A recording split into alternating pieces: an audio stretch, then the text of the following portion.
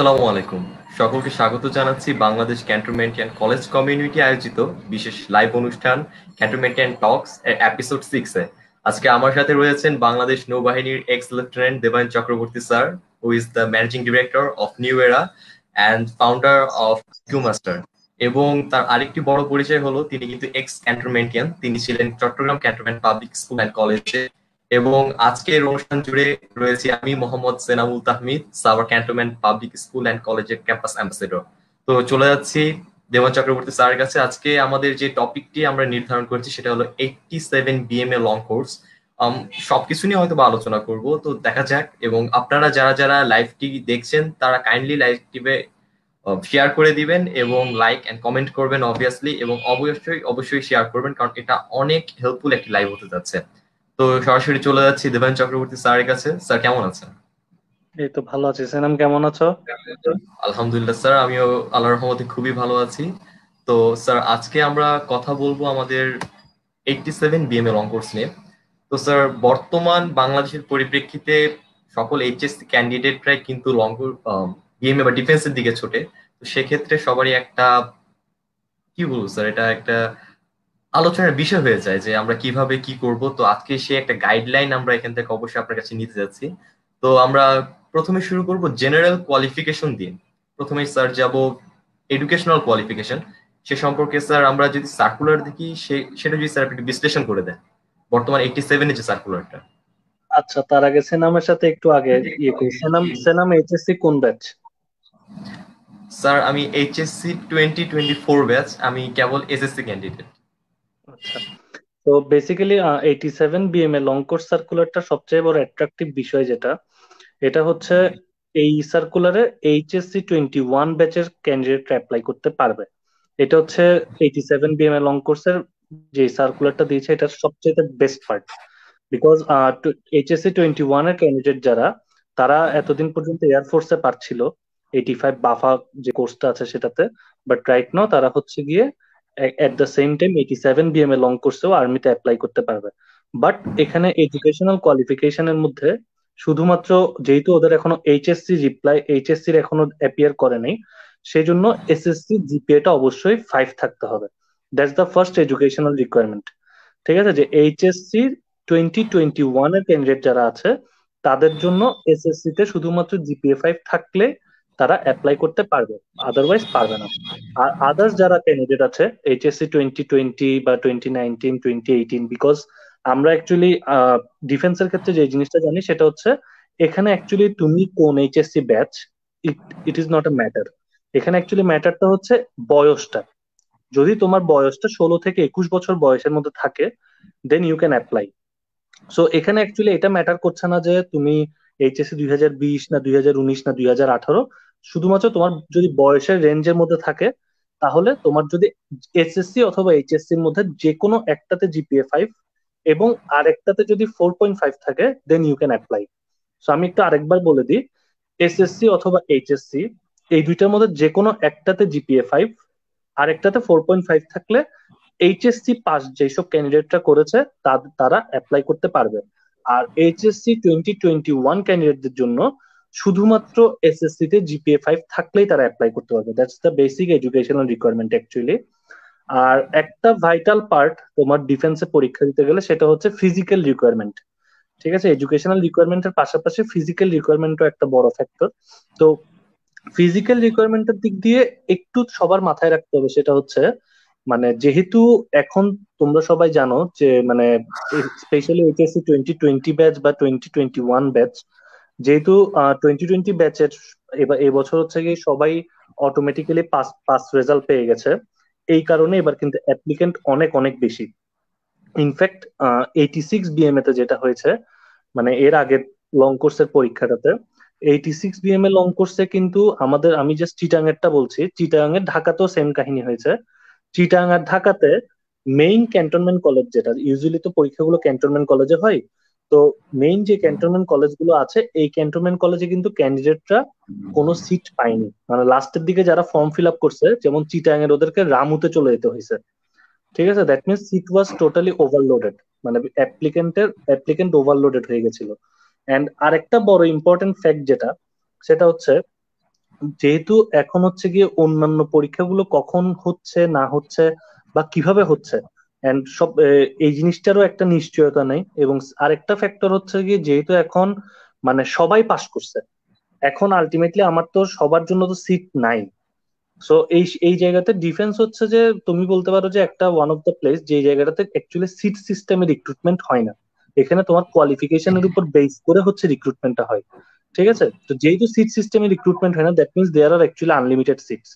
If you can prove yourself worth of that seat, then you will get chance. তো এই একটা বিষয়ের দিক দিয়ে দেখা যাচ্ছে এবার আর্মি বলো, নেভি বলো, এয়ারফোর্স বলো, প্রত্যেকটা জায়গাতেই প্রচুর ক্যান্ডিডেট পরীক্ষা দিছে।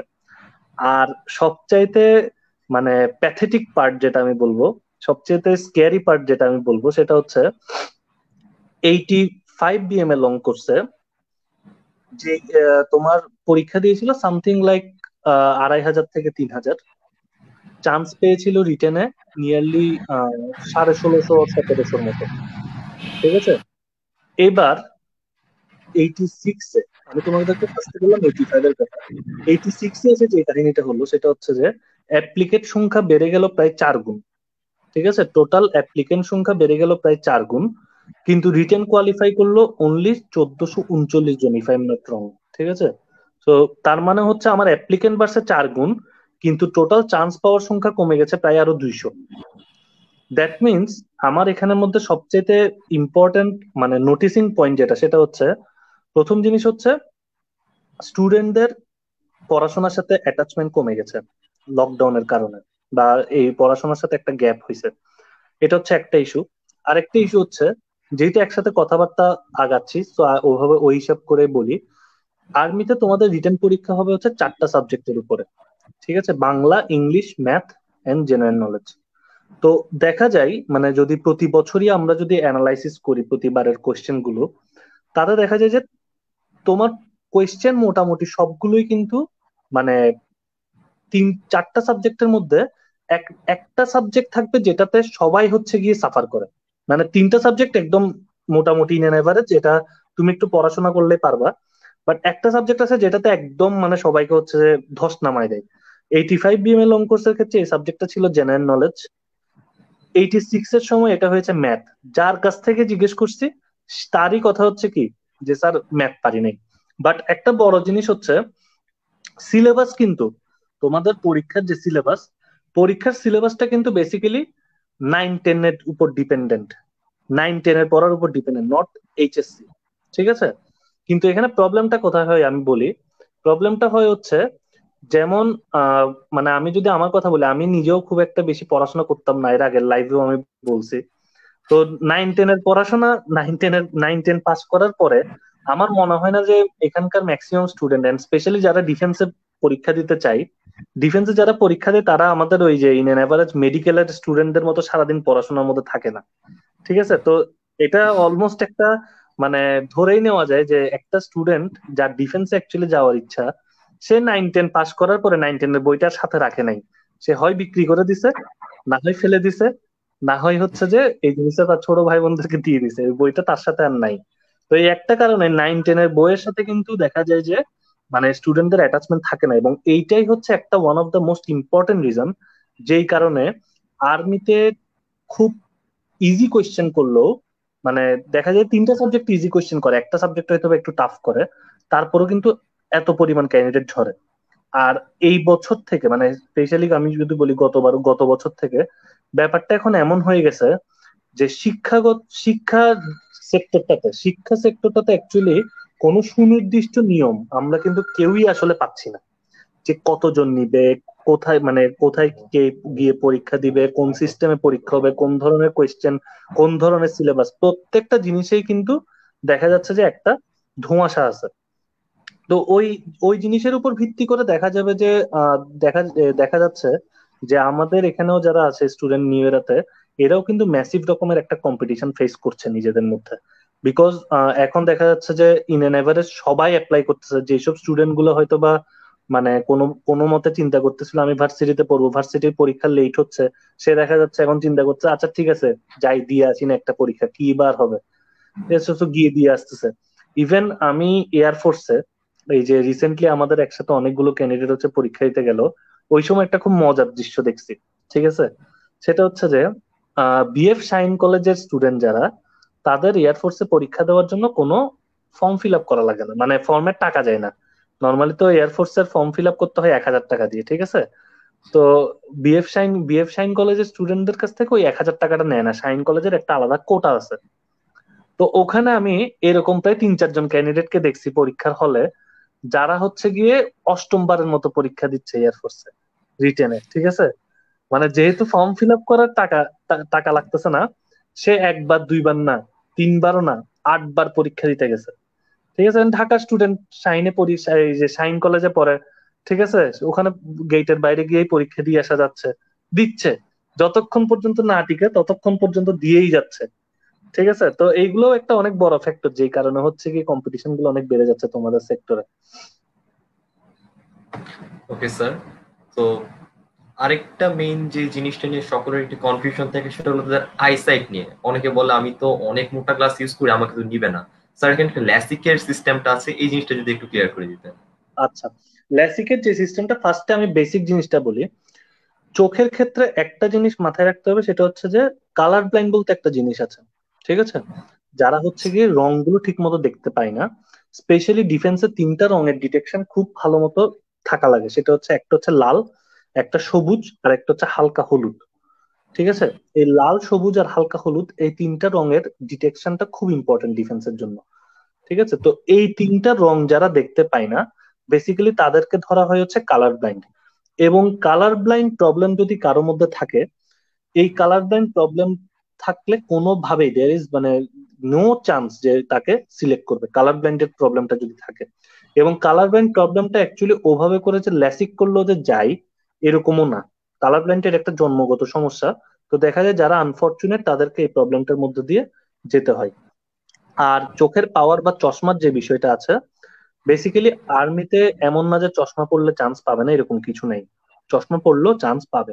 ইট ডিপেন্ডস হচ্ছে চোখের পাওয়ার +-2.5, that is the last limit. ঠিক আছে, কারো চোখের পাওয়ার +2.5 অথবা -2.5 এর মধ্যে থাকলে সে অ্যালাউড হবে। আর ল্যাসিকের ব্যাপারটা তুমি যেটা বলছিলে সেনাম, সেটা হচ্ছে ল্যাসিকটা বেসিক্যালি 18 বছর হওয়ার আগে অ্যালাউ করে না। ঠিক আছে, তোমার বয়স যদি 18 বছর পার হয়, তখনই শুধুমাত্র তুমি ল্যাসিক করতে পারবে। এবং এইবারের সার্কুলারে আমি একটা জিনিস দেখলাম, যেটা এর আগের সবগুলো সার্কুলারের চাইতে একটু ডিফারেন্স আসছে। সেটা হচ্ছে ইউজুয়ালি এর আগে সবসময় হচ্ছে ল্যাসিক করার পরে তোমার অ্যাপ্লাই করার ডেটের যে গ্যাপটা বা তোমার মেডিকেলে অ্যাপিয়ার করার যে গ্যাপটা, এই গ্যাপটা আগে 6 মাস হওয়া লাগতো। এইবারই প্রথম হচ্ছে কি ওরা এটা 3 মাস করেছে। তার মানে তোমার যদি জাস্ট 3 মাস আগে ল্যাসিক করা হয়ে থাকে, in that case you can apply. ঠিক আছে, সো ল্যাসিক করো বা ল্যাসিক না করো, ultimately the main point of view is +-2.5 পর্যন্ত হচ্ছে গিয়ে অ্যালাউ করবে। Okay sir. আরেকটি যেটি গুরুত্বপূর্ণ বিষয় সেটা হলো আন্ডারওয়েট হয়ে যাওয়া বা ওভারওয়েট হয়ে যাওয়া। স্যার এই ম্যাটারটা আপনি আপনার নিজের লাইভে বলেছিলেন যে আপনার সবকিছু ঠিক ছিল, জাস্ট এক্সেপ্ট আন্ডারওয়েট লিখে দিয়েছিল। এই জিনিসটা নিয়ে স্যার যদি আরেকবার আমাদেরকে ক্লিয়ার করে দিতেন যে অ্যাকচুয়ালি বিষয়টা কি। আচ্ছা, বেসিক্যালি সবার হচ্ছে কি অ্যাপ্লাই করার জন্য ডিফেন্সে একটা মিনিমাম ওয়েট থাকা লাগে, যেটা সার্কুলারে দেওয়া থাকে। ছেলেদের ক্ষেত্রে বেসিক্যালি মিনিমাম হাইট থাকে 5 ফিট 4, ওয়েট থাকে 50 কেজি। ঠিক আছে, ছেলেদের জন্য 5 ফিট 4 ইঞ্চি হচ্ছে মিনিমাম হাইট, এবং ওয়েট হচ্ছে 50 কেজি। তো এই মিনিমাম হাইটের নিচে যদি কেউ হয়, সে বাদ পড়ে যাবে। মিনিমাম ওয়েটের যদি কেউ থাকে, তাকে আন্ডারওয়েট কাউন্ট করা হবে। আন্ডারওয়েট মানে হচ্ছে যে ন্যূনতম যে ওজনটা দেওয়া হয়েছে, এই ন্যূনতম ওজনের নিচে যদি কেউ থাকে, দ্যাট মিনস ছেলেদের ক্ষেত্রে কোনো ছেলের ওজন যদি 50 কেজি নিচে হয়, তাকে আন্ডারওয়েট ধরা হবে। এবং মানে ডেফিনেটলি তাকে আনফিট ঘোষণা করা হবে। সো কারো যদি ইচ্ছা থাকে আর্মিতে এক্সাম দেওয়ার, এটা আর্মি না, শুধু ডিফেন্সের 3টা সেক্টরে, আর্মি নেভি এয়ারফোর্স 3টাতেই বেসিক্যালি ছেলেদের বেসিক রিকোয়ারমেন্টটা same. Height 5 feet 4, and weight হচ্ছে minimum 50 KG. Minimum 50 KG, so এর নিচে যদি কারো থাকে, আমার অ্যাডভাইস থাকবে হচ্ছে যে যেই খাবারগুলো একটু ওয়েট বাড়াতে হেল্প করে, ঠিক আছে, এই জিনিসগুলো খাওয়া। ওয়েট বাড়াতে হেল্প করে এরকম অনেক খাবার দাবার আছে, ডিম আছে কুসুম সহ, পিনাট বাটার আছে। ঠিক আছে, এই জিনিসগুলো আমাদের ওয়েট বাড়াতে হেল্প করে। তো ওই জিনিস, এই টাইপের ওয়েট বাড়াতে হেল্প করে টাইপ জিনিসগুলো খাওয়া। আর ওভারওয়েটের যে হিসাবটা, ওভারওয়েটের হিসাবটা হচ্ছে বেসিক্যালি এটা একটু ট্রিকি, ঠিক আছে? ট্রিকি এই কারণেই, সেটা হচ্ছে ওভারওয়েট জিনিসটা হচ্ছে কাউন্ট করা হয় আমাদের হাইটের সাথে, ঠিক আছে? আমাদের হাইটের সাথে আমাদের বয়সের একটা মানে ভারসাম্য রেখে একটা ওয়েট নির্ধারণ করা হয় প্রত্যেকের জন্য। তো এই জিনিসটাকে বেসিক্যালি বলা হয় হচ্ছে বিএমআই, বডি মাস ইন্ডেক্স, ঠিক আছে? Yes. তো বডি মাস ইন্ডেক্সের যে হিসাবটা তোমরা গুগল বা যে কোনো জায়গায় সার্চ করলে যে হিসাবটা পাবা, ডিফেন্সে এই হিসাবটা একদম অবিকল সেম না। ওদের ওখানে একটা আলাদা বিএমআই চার্ট আছে, এবং অনেক সময় এই বিএমআই চার্টটা কিন্তু ফ্ল্যাকচুয়েট করে বলতে আমি যেটা বুঝাচ্ছি সেটা হচ্ছে অনেক সময় ওরা মানে পলিসি অনুসারে অনেক সময় দেখা যায় যে বিএমআই চার্টের মধ্যে যেই ক্যালকুলেশনটা, এই ক্যালকুলেশনটা একটু আপ ডাউন করে। তো what ever maybe the case, মানে একটা নর্মাল জিনিস আমি তোমাদেরকে বলে দিই, সেটা আমি আমার এক্সাম্পল দিয়ে বলি, তোমরা তাহলে ইজিলি হিসাব করতে পারবা, ঠিক আছে? বেসিক্যালি আমার হাইট হচ্ছে 6 ফিট 2 ইঞ্চি। আমার হাইট হচ্ছে 6 ফিট 2 ইঞ্চি। 6 ফিট 2 ইঞ্চিতে আমি সর্বোচ্চ পাই হচ্ছে 84 কেজি। ওকে, 6 ফিট 2 ইঞ্চিতে আমি সর্বোচ্চ পাই মানে 84 কেজির উপরে যদি আমি চলে যাই, ইন দ্যাট কেস আমাকে ওভারওয়েট কাউন্ট করা হবে, ঠিক আছে? তো এখন তোমার হাইট কত সেটা যদি তুমি জেনে থাকো, প্রতি 1 ইঞ্চির জন্য 2 কেজি করে কমাতে থাকো। দ্যাট মিনস তোমার হাইট যদি 6 ফিট 1 ইঞ্চি হয়, তোমার লাস্ট লিমিট হচ্ছে 82। তোমার যদি 6 ফিট হয়, তোমার লাস্ট লিমিট হচ্ছে 80। তোমার হাইট যদি 5 ফিট 11 হয়, তোমার লাস্ট লিমিট হচ্ছে 78। এইরকম করে তুমি ব্যাক ক্যালকুলেশন করে হিসাব করতে পারো, ঠিক আছে? সো ওভাবে করে যদি হিসাব করো, তখন তোমার যে ওয়েটটা আসবে, আমি আবারও বলছি, তখন তোমার যে ওয়েটটা আসবে তার চাইতে অ্যাটলিস্ট তোমার 3 থেকে 3.5 কেজি ওজন কম থাকতে হবে। এবার আসো কেন? বিকজ তুমি এখন যে ওয়েটটা মেজার করতেছো, এই ওয়েটটা কিন্তু তোমার বডির সবকিছু থাকা অবস্থাতে মেজার করতেছো, ঠিক Yes, আছে? sir. তুমি যখন ওখানে ফাইনালি মেডিকেলটা দিবা, ওই মেডিকেলের সময় কিন্তু তোমার বডিতে কোনো কিছু থাকবে না। তো যেহেতু কোনো কিছু থাকবে না, দ্যাট মিনস ওই জিনিসপত্রের ওয়েট গুলো বাদ যাবে। ইউজুয়ালি এটা বেটার, তুমি যদি নর্মাল তোমার বিএমআই হিসেবে যেটা আসে তার থেকে যদি তুমি 3 কেজি কম হিসাব করে তুমি যদি তোমার ওয়েটটাকে কন্ট্রোলে রাখো, তখন ইন দ্যাট কেস দেখা যাবে যে দেয়ার ইজ নো চান্স যে তুমি বাদ করবা। Okay sir. তো আরো কিছু জেনারেল কোয়ালিফিকেশনের মধ্যে আমাদের বলা হয়েছিল ডিফেন্স এর নিউ এরাতে মেবি আমরা অনেকগুলো মেডিকেল এক্সামিনেশন নেওয়া হয় স্যার, আপনি আপনার গত লাইভেও যা বলেছিলেন। এবং সেখানে মেডিকেলের একটা ফ্যাক্ট ছিল হলো যেগুলা কিউরেবল, যেগুলোকে আমরা আবার রিকভার করতে পারবো, সে সকল মেডিকেল ইস্যু থাকলে আমরা সেটাকে আম, বাদ দিতে পারবো বা তার নাও ধরতে পারে, এই টাইপের কিছু একটা। বাট এখানে সবার একটা জানার আগ্রহ থাকে হলো স্যার নকনি নিয়ে। নকনি স্যার অনেকেরই থাকে যারা দৌড় থেকে পড়ে যায় স্যার। নকনিটা কেন থাকে সেটা তো স্যার সবাই জানে, বাট নকনি কিভাবে দূর করা যায় এর জন্য কি স্যার আপনার কাছে কোনো ইফেক্টিভ সলিউশন আছে কিনা? আচ্ছা, ইফেক্টিভ সলিউশন বলতে ফার্স্ট অফ অল আমি একটা জিনিস বলি।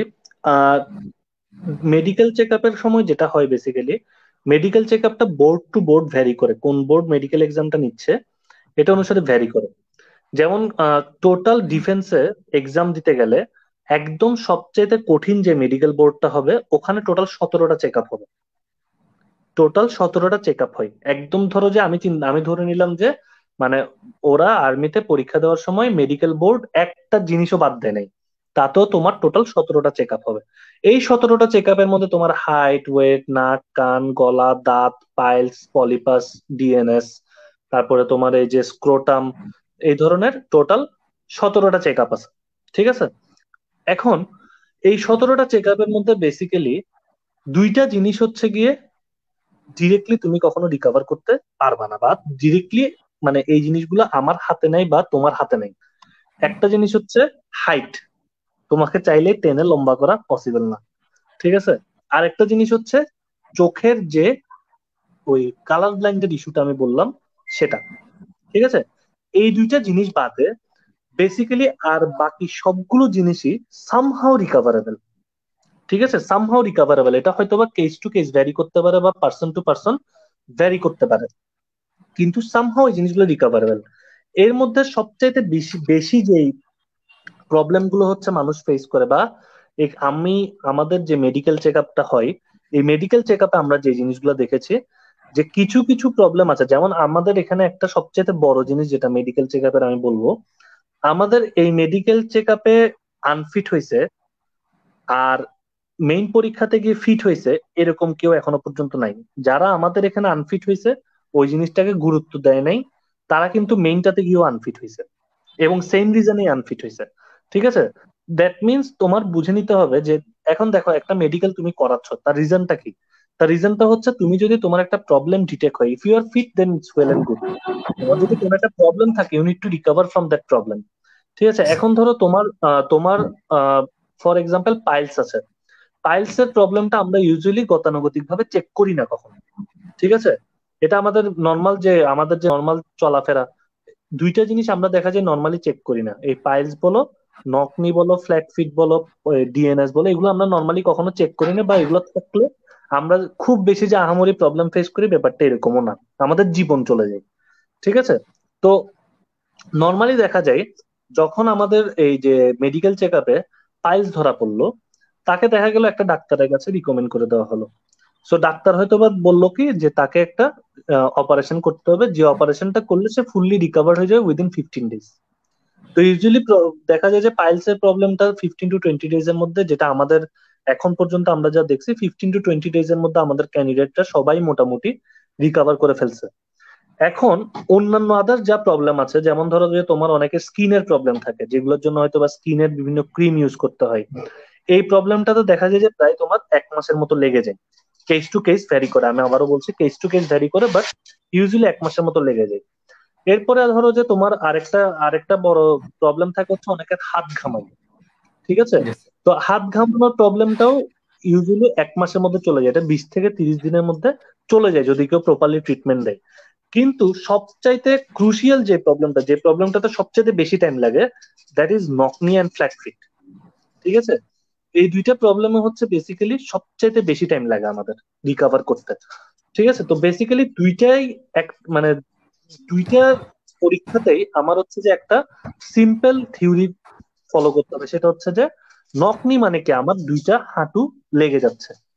ঠিক Yes. আছে, আমি যখন দাঁড়াচ্ছি, সাবধান হয়ে যখন দাঁড়াচ্ছি, তখন আমার দুইটা হাঁটু লেগে যাচ্ছে। এই জায়গাটায় আমি বাদ যদি না পড়তে চাই, আমার যেটা করতে হবে সেটা হচ্ছে হাঁটুর মধ্যে একটা গ্যাপ ক্রিয়েট করতে হবে, নাথিং এলস। ঠিক আছে, আমার হাঁটুর মধ্যে, দুই হাঁটুর মধ্যে একটা গ্যাপ থাকতে হবে। তো এই গ্যাপটার জন্য, বা তুমি ফ্ল্যাট ফিট বলো, ফ্ল্যাট ফিটও সেম, তার মানে হচ্ছে কি আমার পায়ের তালু ফ্ল্যাট হয়ে মাটির সাথে লেগে যাচ্ছে, আমার এখানে একটা Yes, sir. গ্যাপ হইতে হবে, একটা কার্ভ হইতে হবে। ঠিক আছে, তো কার্ভ ক্রিয়েট করার বেসিক ওয়েটা হচ্ছে কি তোমার যে কোনো একটা শক্ত জিনিস দিয়ে এই জায়গাটাতে একটা গ্যাপ করতে হবে। ঠিক আছে, তো ফার্স্ট জিনিস হচ্ছে যেমন ধরো নকনি। নকনির জন্য আমরা ইউজুয়ালি কি করি, শক্ত কাঠ, একদম শক্ত কাঠ, এখানে প্রায় গ্যাপ থাকবে হচ্ছে প্রায় 3 থেকে 4 ইঞ্চি গ্যাপ করে। যারা অনেকের আছে ভয়াবহ সিভিয়ার নকনি, তাদের জন্য যত শক্ত কাঠ ইউজ করে একদম দুই হাঁটুর মাঝখানে বেঁধে রাতে ঘুমাইতে হয়। ঠিক আছে, ইউজুয়ালি যদি তুমি এই জিনিসটা একদম করে যাও, তাহলে দেখা যাবে যে গ্রাজুয়ালি তোমার পায়ের মধ্যে, দুই হাঁটুর মধ্যে আস্তে আস্তে একটা গ্যাপ ক্রিয়েট হয়। মেইন জিনিসটা হচ্ছে যাদের নখ নেই, তাদের ফাইনালি হয়তো বা একটা জিনিস করতে হবে, হচ্ছে তাদের ওই দুই হাঁটুর মাঝখান দিয়ে একটা স্কেল চলে যাচ্ছে নাকি বা একটা পেন্সিল যাচ্ছে নাকি, এই জিনিসটা হচ্ছে গিয়ে মেইনলি চেক করবে। ঠিক আছে, যাদের নকনি পাবে, যাদের নকনি সন্দেহ করবে, তাদের হচ্ছে ফাইনালি দেখবে হচ্ছে কি যে তার দুই হাঁটুর মাঝখান দিয়ে একটা স্কেল যাচ্ছে নাকি বা একটা পেন্সিল যাচ্ছে নাকি। ঠিক আছে, এই জিনিসটাই চেক করা হবে। সো তার আলটিমেট গোলটা থাকবে হচ্ছে কি আমি আমার দুই পায়ের মাঝখানে ওই শক্ত জিনিসটা ইউজ করে একদম আমি রাতের বেলা ঘুমাবো। অ্যাটলিস্ট আমি যদি 8 থেকে 10 ঘন্টা এরকম করে যদি বেঁধে রাখি, এটা দেখা যায় গ্র্যাজুয়ালি 1 মাস 1.5 মাসের মধ্যে এই জিনিসটা রিকভার হয়ে যায়। সো এখন ধরো যাদের নক নিয়ে আছে, আজকে হচ্ছে 9 তারিখ, তোমাদের Yes. পরীক্ষা সার্কুলারে এক্সামের ডেটটা কবে আছে মেডিকেলের?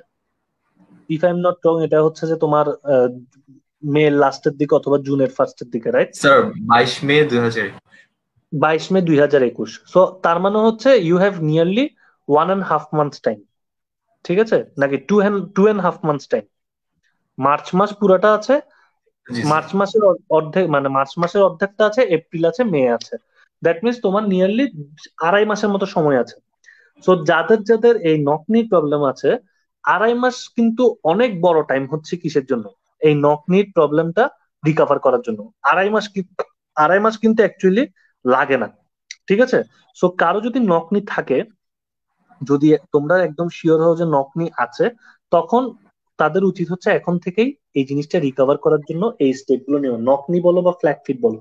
আর আদার্স যে প্রবলেম গুলো আছে, বেসিক্যালি আমি স্ট্রংলি সাজেস্ট করব যে মানে যদি পসিবল হয়, আমি জানি যে তোমাদের সবার পক্ষে হয়তো বা সম্ভব হবে না, বাট আমি তোমাদেরকে একটা জিনিস বলে মানে জাস্ট বলবো এটাই যে প্রতি ফ্রাইডেতে একটা দিনের জন্য যদি তোমাদের পক্ষে পসিবল হয়ও এই মেডিকেলটা করাও। বিকজ তুমি অ্যাকচুয়ালি অনেক সময় অনেক ক্ষেত্রে অনেক কিছু জানো না যে তোমার কোন প্রবলেমটা আছে। আমরা কিছু কিছু জায়গায় দেখছি কি যে মানে এগুলো হচ্ছে আমাদের জাস্ট এক্সপিরিয়েন্স থেকেই বলা। একটা ক্যান্ডিডেট, সেই ক্যান্ডিডেটটা জানেই না যে, যেমন এবারের কথা বলতেছি, এই জাস্ট তোমাদেরকে 10 থেকে 12 দিন আগের কথা বলতেছে, একটা ক্যান্ডিডেট বাদ পড়ছে, তার দাঁতের পিছনে একটা ফাঁক আছে, তার দাঁতের পিছনে একটা ফাঁক আছে, সেটার জন্য সে বাদ পড়ছে। নাও একটা জিনিস তুমি চিন্তা করে দেখো, তুমি যদি কোনো কারণে এই যে একটা সার্কুলার মিস করো, তুমি কিন্তু 6 মাসের জন্য পিছিয়ে যাচ্ছ। রাইট? একটা সার্কুলারের সাথে আরেকটা সার্কুলারের 6 মাসের গ্যাপ। তো এই এই 6 মাস মানে তোমার দাঁতের একটা সামান্য দাঁতের গ্যাপের জন্য যদি তোমার 6 মাস পিছাইতে হয়, দাঁতের গ্যাপটা ফিক্স করতে একজন দাঁতের ডাক্তারের সর্বোচ্চ সময় লাগে 1 ঘন্টা। এটাতে তোমার সর্বোচ্চ খরচ হচ্ছে 1,000 টাকা। একজন দাঁতের ডাক্তারের কাছে গিয়ে একটা ফুটা গর্ত ভরাট করতে 1,000 থেকে 1,500 টাকা লাগবে সর্বোচ্চ। সর্বোচ্চ লাগবে 1 ঘন্টা সময়। এই এতটুকুর জন্য তোমার যদি পুরা ক্যারিয়ারে 6 মাস যদি তোমার পিছাতে হয়, ইটস ভেরি স্যাডেনিং। ঠিক আছে? তো এই এই কারণেই আমি তোমাদেরকে একটু সাজেস্ট করবো, যারা যারা লাইফটা দেখছো, যে যদি পসিবল হয় এই যে 17টা চেক আপ আছে, এই 17টা চেক আপটা তোমাদের করিয়ে ফেলা উচিত। কারণ হচ্ছে যেহেতু আর্মি, এবার তোমরা লাকি এনাফ যে আর্মি কিন্তু ইউজুয়ালি এত লম্বা সময় দেয় না, যে তোমার সার্কুলার বেরিয়েছে ওখান থেকে তোমার সময় প্রায় 2.5 মাসের উপরে, ইউজুয়ালি এত সময় কিন্তু থাকে না। ঠিক আছে? It's a very long time. 2.5 মাসের মধ্যে তোমার যে কোনো প্রবলেমই কিন্তু রিকভারেবল, এক্সেপ্ট হাইট আর ওই কালার ব্লাইন্ড, তোমার যে কোনো প্রবলেমই তোমার রিকভারেবল। সো এখন থেকে যদি মেডিকেলটা ক্লিয়ার করো, কারণ মেডিকেলটা কিন্তু এন্টায়ারলি এমন না যে তুমি মেডিকেলের জন্য কোনো প্রিপারেশন নিতে পারতেছো, বা কোনো মেডিকেলের জন্য আলাদা কোনো মানে টিপস এন্ড ট্রিক্স আছে বা কোনো ম্যাজিক আছে, কোনো rocket science is nothing like that. মেডিকেলটা আলটিমেটলি মানে তোমার নিজের মতো করে যদি কোনো প্রবলেম থাকে, এটা একটা সাইন্টিফিক মেথডে ওই প্রবলেমটা তোমার ক্লিয়ার করতে হবে। দ্যাটস দ্য মেইন থিং মেডিকেলের। ওকে, তো যারা যারা লাইভটি দেখছেন তাদেরকে আবারও বলবো এই ভেরি স্পেশাল লাইভটিকে শেয়ার করে দেওয়ার জন্য। আমি সবার নামের পাশে শেয়ার এই জিনিসটা দেখতে চাই। তো একটু কমেন্টের দিকে যাচ্ছি, কারণ অনেক কমেন্ট জমে গিয়েছে ইতিমধ্যে। হুম। জি, কমেন্ট শো করেন। সাইড জাওয়াত স্বামী লিখেছেন, thanks for this session obviously ভাই। নেক্সট কমেন্ট, ওয়ালাইকুম আসসালাম শাহরিয়ার জাকি ভাই। তাসনুমা মেজামে লিখেছেন, another great session with Devan sir obviously. Asma সুলতান লিখেছেন, আলহামদুলিল্লাহ a great life started obviously. Ayesha Alam Farha লিখেছেন, যারা ব্যবসায় বা আর্টসের শিক্ষার্থী তারা ম্যাথের সাথে টাচ না থেকেও কি ম্যাথ থেকে কোশ্চেন প্রশ্ন হয়? স্যার তিনি হয়তো বা ব্যবসা বা আর্টসের শিক্ষার্থী, তিনি ম্যাথ নিয়ে কোশ্চেন করেছেন। সেটা হলো ওকে। করবে এটা কোন জায়গা থেকে, এই টাইপের।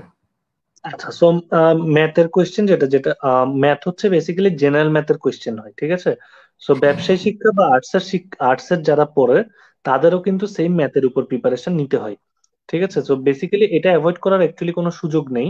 কারণ হচ্ছে যে একদম জেনারেল ম্যাথ থেকেই কোয়েশ্চেনটা হয়, এবং এই জেনারেল ম্যাথের যে নলেজটা, এই নলেজটা বেসিক্যালি আর্টসের স্টুডেন্ট হোক বা কমার্সের স্টুডেন্ট হোক, তাদের সবার বেসিকের সাথে এটা সম্পর্কিত। সো এটা কেউ যদি বেসিক্যালি কমার্সের বা আর্টসের স্টুডেন্ট হয়ে থাকে, তাহলে একটু আমি যেটা যেটা মানে আমাদের যেটা অভিজ্ঞতা বলে সেটা হচ্ছে একটু কষ্ট হয়। বাট ম্যাথের উপর প্রিপারেশন দেখা যায় যে যখন একটু পড়াশোনা করে তখন আস্তে আস্তে তাদের মনে পড়া শুরু করে যে অ্যাকচুয়ালি ছোটবেলায় তো এগুলো পড়ছিলাম। ঠিক আছে? তো এগুলোর সাথে আস্তে আস্তে কানেক্ট আপ করাটা শুরু হয়। ঠিক আছে? বাট ম্যাথের উপর প্রিপারেশন নিতে হয়। আর এটা অ্যাকচুয়ালি বেসিক্যালি আমি যেটা বলবো সেটা হচ্ছে এটা কমার্স আর আর্টস এর শিক্ষার্থীর বিষয় না। বেসিক্যালি এইচএসসি তে যারা যায়, এইচএসসি লেভেলে যারা থাকে তাদের কারোরই অ্যাকচুয়ালি এসএসসি লেভেলের বইয়ের সাথে কোনো কানেকশন থাকে না বা অ্যাটাচমেন্ট থাকে না। তো এটা অ্যাকচুয়ালি সবার জন্যই বেসিক্যালি টাফ হয়ে যায় যে মানে এই রিটেনের জন্য প্রিপারেশন নেওয়াটা। হ্যাঁ, অনেকে আছে, আমি বলবো যে যেমন কিছু কিছু স্টুডেন্ট আছে যাদের ইংলিশের বেসিক খুব স্ট্রং। ঠিক আছে, যেমন আহ, কেউ কেউ আছে হচ্ছে কি তার বেসিক একটা ইনস্টিং কাজ করে, মানে একটা গ্রামাটিক্যাল ব্যাপারে বা ইয়েতে যে কোনো একটা পার্টস অফ স্পিচ টেন্স এগুলোতে একটা ইনস্টিং কাজ করে। সে এমন না যে রুলস রেগুলেশন সব সব ভালো মতো জানে, কিন্তু তার বেসিক ইনস্টিং কাজ করে বা সিক্স সেন্স কাজ করে এবং সে সঠিক অ্যান্সার দিয়ে দিতে পারে। এরকম অনেকে আছে যাদের বেসিক স্ট্রং। যাদের বেসিক স্ট্রং তাদের ব্যাপারটা আলাদা।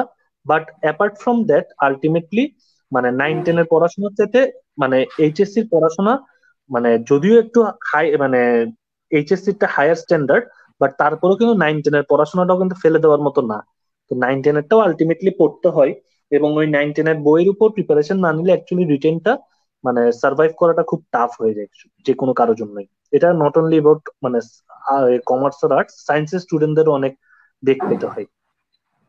স্যার আরেকটা জিনিস ক্ল্যারিফাই করে নিতে চাই, সেটা হলো যে মোট রিটেন এক্সাম তো 100 মার্কের, তার মধ্যে স্যার 40 পেলেই নাকি স্যার পাস হয়ে যায়। ইভেন স্যার ফেসবুকে আমি এমনও পোস্ট দেখেছি লেগেছে আলহামদুলিল্লাহ ম্যাথে একটা অ্যান্সার না করে রিটেনের নাম চলে আসছে। তো স্যার এটা কতটুকু সত্য হতে পারে, বা এটা কি ওকে, স্যার, এটা কি নেই? ওকে। একটা ব্যাপার হচ্ছে সিলেকশন প্রসিডিউরটা, এটা কিন্তু কোনো জায়গায় অলওয়েজ অ্যানাউন্স থাকে না যে কোন সময় কততে পাস ধরবে। ঠিক আছে, এটা এন্টায়ারলি ডিপেন্ড করে হচ্ছে অথরিটির উপর, ফার্স্ট জিনিস। বাট ইউজুয়ালি যে জিনিসটা ফলো করা হয় সেটা হচ্ছে ইন্ডিভিজুয়ালি প্রত্যেকটা সাবজেক্টে 50% পাস মার্ক। ইন্ডিভিজুয়ালি প্রত্যেকটা সাবজেক্টে 50% পাস মার্ক, এটাকে ধরা হয় হচ্ছে স্ট্যান্ডার্ড। ঠিক আছে। আর আমার আমার যেটা পয়েন্ট অফ ভিউ সেটা হচ্ছে যে কেউ যদি এই আর্মিতে পরীক্ষা দিতে, যে কোনো একটাতে তো জিপিএ 5 থাকতে হয়। ঠিক আছে, একটা যে কোনো একটাতে জিপিএ 5 বলা স্টুডেন্ট যদি 50% পাস মার্ক বা 100-তে 40 তোলার চিন্তা করে, তাহলে তার আর্মিতে পরীক্ষা দেওয়া উচিত না। That's my main point of view. ঠিক আছে। তো জি স্যার। এই কারণে বেটার হচ্ছে মানে যেটা ভালো সেটার জন্য হেড করা। ঠিক আছে। বাট হ্যাঁ, এটা ঠিক যে যদি দেখা যায় অনেক সময় ক্যান্ডিডেটদের অবস্থা খারাপ, কোয়েশ্চেন কঠিন হয়েছে বা মানে ইন এন এভারেজ হচ্ছে, আমি যদি পার সাবজেক্ট 50% পাস মার্ক কাউন্ট করি, দেখা যাচ্ছে 200 জন হয়তোবা সার্ভাইভ করতেছে না, তখন হয়তোবা অথরিটি ওই জিনিসটাকে ডিসিশন নিয়ে হয়তোবা ওভারঅল গ্রসে 40% বা গ্রসে 50% এরকম হিসাব অনেক সময় করতে পারে। অবশ্যই স্যার। রাব্বি তুষার লিখেছেন যাদের পাওয়ার গ্লাস আছে তাদের মেডিকেল কিভাবে হয়, মেডিকেল ওকে, কিভাবে? সো রাব্বি রাব্বি আমি অলরেডি গ্লাসের পার্টটা কভার করছি। বেসিক্যালি তোমার গ্লাসে চোখে গ্লাস থাকুক বা না থাকুক, it is not a big deal. Basically তোমার মেডিকেলটা অ্যাপিয়ার করতে হবে গ্লাস ছাড়া। ঠিক আছে, তোমার লেটস সে তোমার চোখের পাওয়ার হচ্ছে +1.5, তুমি 1.5 পাওয়ারের গ্লাস পরছো। ঠিক আছে। তো এখন তুমি 1.5, তোমার মেডিকেলের সময় কিন্তু তোমার সাথে তোমার চশমা থাকবে না, তোমায় খালি চোখেই মেডিকেলটা দিতে হবে। সো খালি চোখে মেডিকেল দেওয়ার পর তোমার যদি +1.5টাই আসে, তাহলে কিন্তু তোমাকে সিলেক্ট করবে। ঠিক আছে, বেসিক্যালি ±2.5 পর্যন্ত হচ্ছে অ্যালাউ করবে। এর চাইতে যদি কারো পাওয়ার বেশি থাকে তখন তাকে বাদ দিয়ে দিবে। আম, সাদমান ভাই লিখেছেন স্যার আর্মির সার্কুলারে বলা হয়েছে একটা পরীক্ষায় জিপিএ 5 থাকতে হবে। এখন আমার প্রশ্ন হচ্ছে অটোপাসের ক্ষেত্রে এসএসসি তে জিপিএ 5 না থাকলে এইচএসসি তে এমনিতেই জিপিএ 5 থাকবে না, সেক্ষেত্রে কি কিছু করা যাবে স্যার? না, বেসিক্যালি সাদমানকে আমি যেটা বলবো সেটা হচ্ছে যে তোমার যদি এসএসসি তে 5 না থাকে তাহলে তোমার এইচএসসি তে 5 আসবে না normally. In that case army অপশনটা তোমার অ্যালাউড হবে না। বাট যদি দেখা যায় যে তোমার এই এইচএসসি যদি পরীক্ষা দিতে হয়, মানে লেটস অ্যাজিউম যে 2021-এর যারা ক্যান্ডিডেট তাদের কথাই বলি, যে তাদের তাদের হয়তো বা কারো এসএসসি তে 4.8 আছে বা 4.9 আছে, 5 নেই। ঠিক আছে। সো তার যেটা করতে হবে সেটা হচ্ছে বেসিক্যালি সে 87-এর সার্কুলার অ্যাপ্লাই করতে পারবে না, বাট 88 এর সার্কুলার যখন আসবে এর মধ্যে ওর এইচএসসি রেজাল্ট চলে আসবে, এবং ওকে এইচএসসি তে 5 তুলে তখন হচ্ছে গিয়ে 88-এ অ্যাপ্লাই করতে হবে। ঠিক আছে, that's the main point. Okay sir. Mohammad Nazimuddin লিখেছেন আসসালামু আলাইকুম স্যার। ওয়ালাইকুম আসসালাম। জি, রাব্বি তুষার লিখেছেন আসিফ চৌধুরী লিখেছেন অ্যাপ্লিকেশন প্রডিউসের স্টেপ গুলো কি কিছু বলবেন? অ্যাপ্লিকেশন, অনলাইন অ্যাপ্লিকেশন, আমরা এখানে সেটি নিয়ে অবশ্যই আলোচনা করছি না, নেক্সট কমেন্টে যেতে পারি। জি, আয়শা আলম ফারহান লিখেছেন কমেন্ট। প্রিয়াঙ্কা হাওলাদার মিম লিখেছেন স্যার আমার হাইট 5 ফিট 3, সেম এজ থেকে দেখিয়েছেন, বাট 84 বাফাতে হাইটের জন্য বাদ দেওয়া হয়। তার হাইট 2 ফিটও 2 ইঞ্চিও হয় না। এখন কি আমি 87 বিএম এর জন্য অ্যাপ্লাই করতে পারি? কারণ বাফা থেকে আমাকে হাইটের জন্য বাদ দেওয়া হয়েছে। আই থিঙ্ক মেয়েদের জন্য হাইটটা স্যার 5 ফিট 2। সো এক্ষেত্রে তাকে স্যার হয়েছে, এক্ষেত্রে তাকে ওকে কিন্তু স্যার বাফা থেকে বাদ দেওয়া হয়েছে। ওকে, সো এখানে একটা পয়েন্ট আমি যেটা বলবো সেটা হচ্ছে ইউজুয়ালি অনেক সময় দেখা যায় এই জিনিসগুলো আমরা আসলে কিছু কিছু ক্ষেত্রে জানি না। সেটা হচ্ছে যে আমরা যখন ডিফেন্সের পরীক্ষাগুলোতে যখন হচ্ছে আমাদের পরীক্ষা নেই, তোমরা যারা পরীক্ষা দিছো তারা হয়তো বা খেয়াল করে থাকবা ওয়েট হাইটটা মাপার সময় একটু একটা চাপ দেয়। ঠিক আছে, ওই চাপে হচ্ছে যে তুমি যদি স্ট্রংলি না দাঁড়াও তখন অনেক সময় তোমার হাইট হচ্ছে 1-1.5 ইঞ্চি কম চলে আসবে। বাট মেয়েদের জন্য রিকোয়ার্ড হাইট হচ্ছে 5 ফিট 2 ইঞ্চি। তো তোমার যদি 5 ফিট 2 ইঞ্চি হাইট থেকে থাকে তাহলে অবশ্যই তোমার অ্যাপ্লাই করা উচিত। যেহেতু তুমি বলছো তোমার হাইট 5 ফিট 3, দ্যাট মিনস তুমি যদি ঠিকঠাক মতো দাঁড়াও, তুমি যদি স্ট্রংলি দাঁড়াও, তাহলে দেয়ার ইজ নো ওয়ে যে তোমাকে 5 ফিট 2 এর নিচে পাবে, এন্ড দেয়ার বাই তোমাকে বাদ দেবে। সো আমার মতে আমার রিকমেন্ডেশন হবে you should go for applying in 87 BMA, যদি তোমার হাইট 5 ফিট 3 অ্যাকচুয়ালি হয়ে থাকে।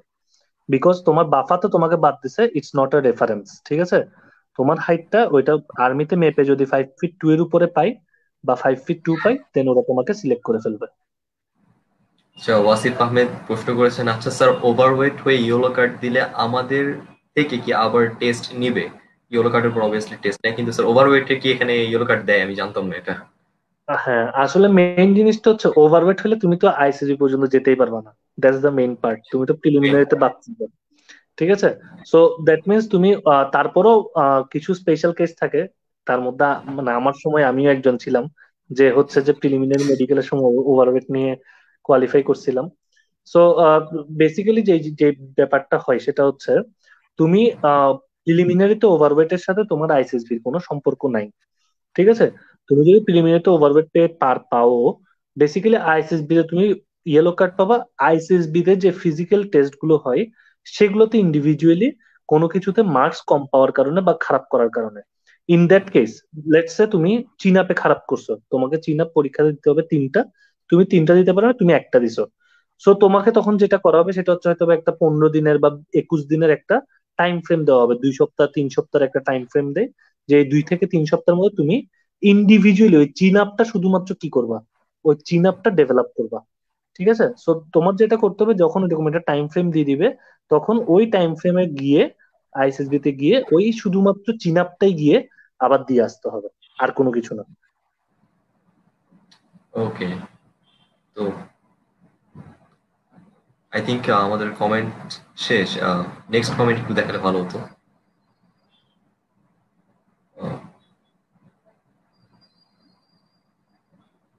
ওকে, তার নাম আমি পড়তে পারছি না, বাট আসসালামু আলাইকুম sir, big fan, what ever. Okay sir, আমরা তাহলে চলে যাচ্ছি আমাদের পরবর্তী যে স্টেপটা। আমরা জেনারেল কোয়ালিফিকেশন দেখে নিলাম, এখন মেডিকেলের বিষয়টা আমরা কভার আপ করে ফেলেছি। এখন স্যার আমরা যাব হলো আমাদের প্রিলিমিনারি যে ভাইভাটা সেটাতে, যেহেতু আমরা রিটেনও মোস্ট প্রবলি অনেক কিছু বলে ফেলছি রিটেন নিয়ে। এখন স্যার প্রিলিমিনারি ভাইভা নিয়ে আমরা একটু কথা বলবো। স্যার ভাইভা বিষয়টা যদি একটু স্যার ক্লিয়ার করে দিন, যে এখানে আসলে কি কি প্রশ্ন হয়, কি প্রস্তুতি লাগবে, এই টাইপের। আচ্ছা, বেসিক্যালি ভাইভাটা হচ্ছে গিয়ে এটা আমি বলবো হচ্ছে কি সবচাইতে মানে কনফিউজিং একটা পার্ট ডিফেন্সের এক্সামের। ঠিক আছে, সবচেয়ে কনফিউজিং পার্ট এই কারণেই, কারণ হচ্ছে কারো কারো ক্ষেত্রে তোমরা হয়তো বা শুনবা যে কি তার ভাইভাতে তার সাথে শুধু 1 মিনিট কথা বলছে, কিছুই জিজ্ঞেস করে নাই, তাকে নিয়ে ফেলছে। কারো কারো ক্ষেত্রে তুমি শুনবা যে তার ভাইভা আধা ঘন্টা হয়েছে, সে সবই পারছে তারপরেও তাকে নেয় নাই। ঠিক আছে, তো এরকম অনেক ধরনের কথাবার্তা ভাইভাতে শুনবা। তো ভাইভার বেসিক জিনিসটা আমি যদি বলি সেটা হচ্ছে ভাইভাতে টোটাল হচ্ছে গিয়ে 100 মার্কের একটা এক্সাম প্যাটার্ন ধরা হয়। ঠিক আছে, এই 100 মার্কের মধ্যে টোটাল 10টা পয়েন্ট হচ্ছে গিয়ে বিচার করা হয়, যে 10টা পয়েন্টে আলাদা আলাদা করে 10টা, মানে প্রতিটা পয়েন্টে 10 মার্ক করে আছে। ঠিক আছে, তো এইটা নিয়ে অ্যাকচুয়ালি ভাইভা নিয়ে দেখা যায় যে নর্মালি আমি যখন ক্লাস নিই আমার শুধু ভাইভা নিয়ে 2টা ক্লাস থাকে। ঠিক আছে, তো এইগুলো আসলে হিউজ একটা পার্ট। বাট আমি জাস্ট তোমাদেরকে মানে নর্মাল ওয়েতে যদি এক্সপ্লেন করে একদম মানে হালকার মধ্যে যদি বলি সেটা হচ্ছে যে ভাইভাতে বেসিক্যালি তোমার 10টা পয়েন্টে তোমাকে জাজ করতেছে। এই 10টা পয়েন্টে যদি তুমি স্যাটিসফাই করতে পারো এই 10টা জিনিস যদি তুমি ঠিকঠাক মতো পারফর্ম করে আসতে পারো, তাহলে তুমি ভাইভাতে সিলেক্টেড হয়ে যাবে। যেটার মধ্যে অবশ্যই অবশ্যই কিছু ভাইটাল পার্ট আছে, যেমন ধরো তোমাদের ভাইভাতে ডেফিনেটলি সেলফ ইন্ট্রোডাকশন জিজ্ঞেস করবে। এই সেলফ ইন্ট্রোডাকশনের উপর হচ্ছে 10 মার্ক আছেই, ঠিক আছে। এরকম আরো 9টা পয়েন্ট আছে। কিছু জিকে রিলেটেড কোয়েশ্চেন আসে, ঠিক আছে। জিকে রিলেটেড যেমন আর্মির জন্য যেগুলো খুব ভাইটাল, আর্মি চিফের নাম কি, ঠিক আছে। তারপর আর্মিতে এখন টোটাল মানে কোন কোন কোর গুলো আছে, তারপরে হচ্ছে একটা ব্যাটালিয়নের সদস্য সংখ্যা কত, একটা রেজিমেন্টের সদস্য সংখ্যা কত, ঠিক আছে। তো এই আর্মির জন্য এই কোয়েশ্চেন গুলো হচ্ছে কি খুব ভাইটাল। এবং বেসিক্যালি ভাইবার জন্য একটা খুব ইম্পর্টেন্ট জিনিস হচ্ছে ওয়েবসাইটের সাথে আপডেটেড থাকা, ঠিক আছে। প্লাস তোমার আর্মিতে গেলে ফ্যাসিলিটিস কি, তুমি কেন আর্মিতে যেতে চাচ্ছ, তোমার মোটিভেশন লেভেলটা কতটুকু, ঠিক আছে। টোটাল একদম 10টা পয়েন্ট আছে, যেগুলো হচ্ছে ডিমার্কেট করে করে। এবং ওখানের মধ্যে বেশ কিছু সিনারিও বেসড কোয়েশ্চেন অনেক সময় দেওয়া হয়। কিছু সিনারিও বেসড, তোমাকে যে কোনো একটা সিনারিওতে অ্যাজিউম করতে বলা হয়। তো ওইরকম দেখা যায় ওইরকম কোয়েশ্চেন আর্মিতে ইউজুয়ালি প্রত্যেকটা ক্যান্ডিডেটকে একটা থেকে দুইটা করেই, সিনারিও বেসড কোয়েশ্চেন যেটা, ঠিক আছে। Apart from scenario based question, দেখা যায় যে তোমাদের যে হবি আছে, যেমন দেখা যায় অনেকে হচ্ছে গান গাইতে পছন্দ করে, অনেকে কবিতা আবৃত্তি করতে পছন্দ করে, দেখা যায় ওদেরকে ওখানের মধ্যে বলা হয় যে একটা গান গেয়ে শোনো, একটা কবিতা আবৃত্তি করে শোনো, ঠিক আছে। এই জিনিসগুলো কিন্তু বলা হয়। বেসিক্যালি ভাইভাটা হচ্ছে একটা ওয়াইড অ্যারেনা, যেখানে হচ্ছে তোমাদেরকে মানে মোটামুটি যে কোনো পসিবল সিনারিওর জন্য বেসিক্যালি মেন্টালি প্রিপেয়ার থাকতে হবে, ঠিক আছে। সো যদি তোমরা চাও কোনো সমস্যা নেই, আমি ক্যান্টনমেন্টিয়ানদের জন্য অলওয়েজ ওপেন। ইফ রিকোয়ার্ড আমি শুধু ভাইভা নিয়ে তোমাদের একটা সেশন নিব, কোনো প্রবলেম নেই, ঠিক আছে।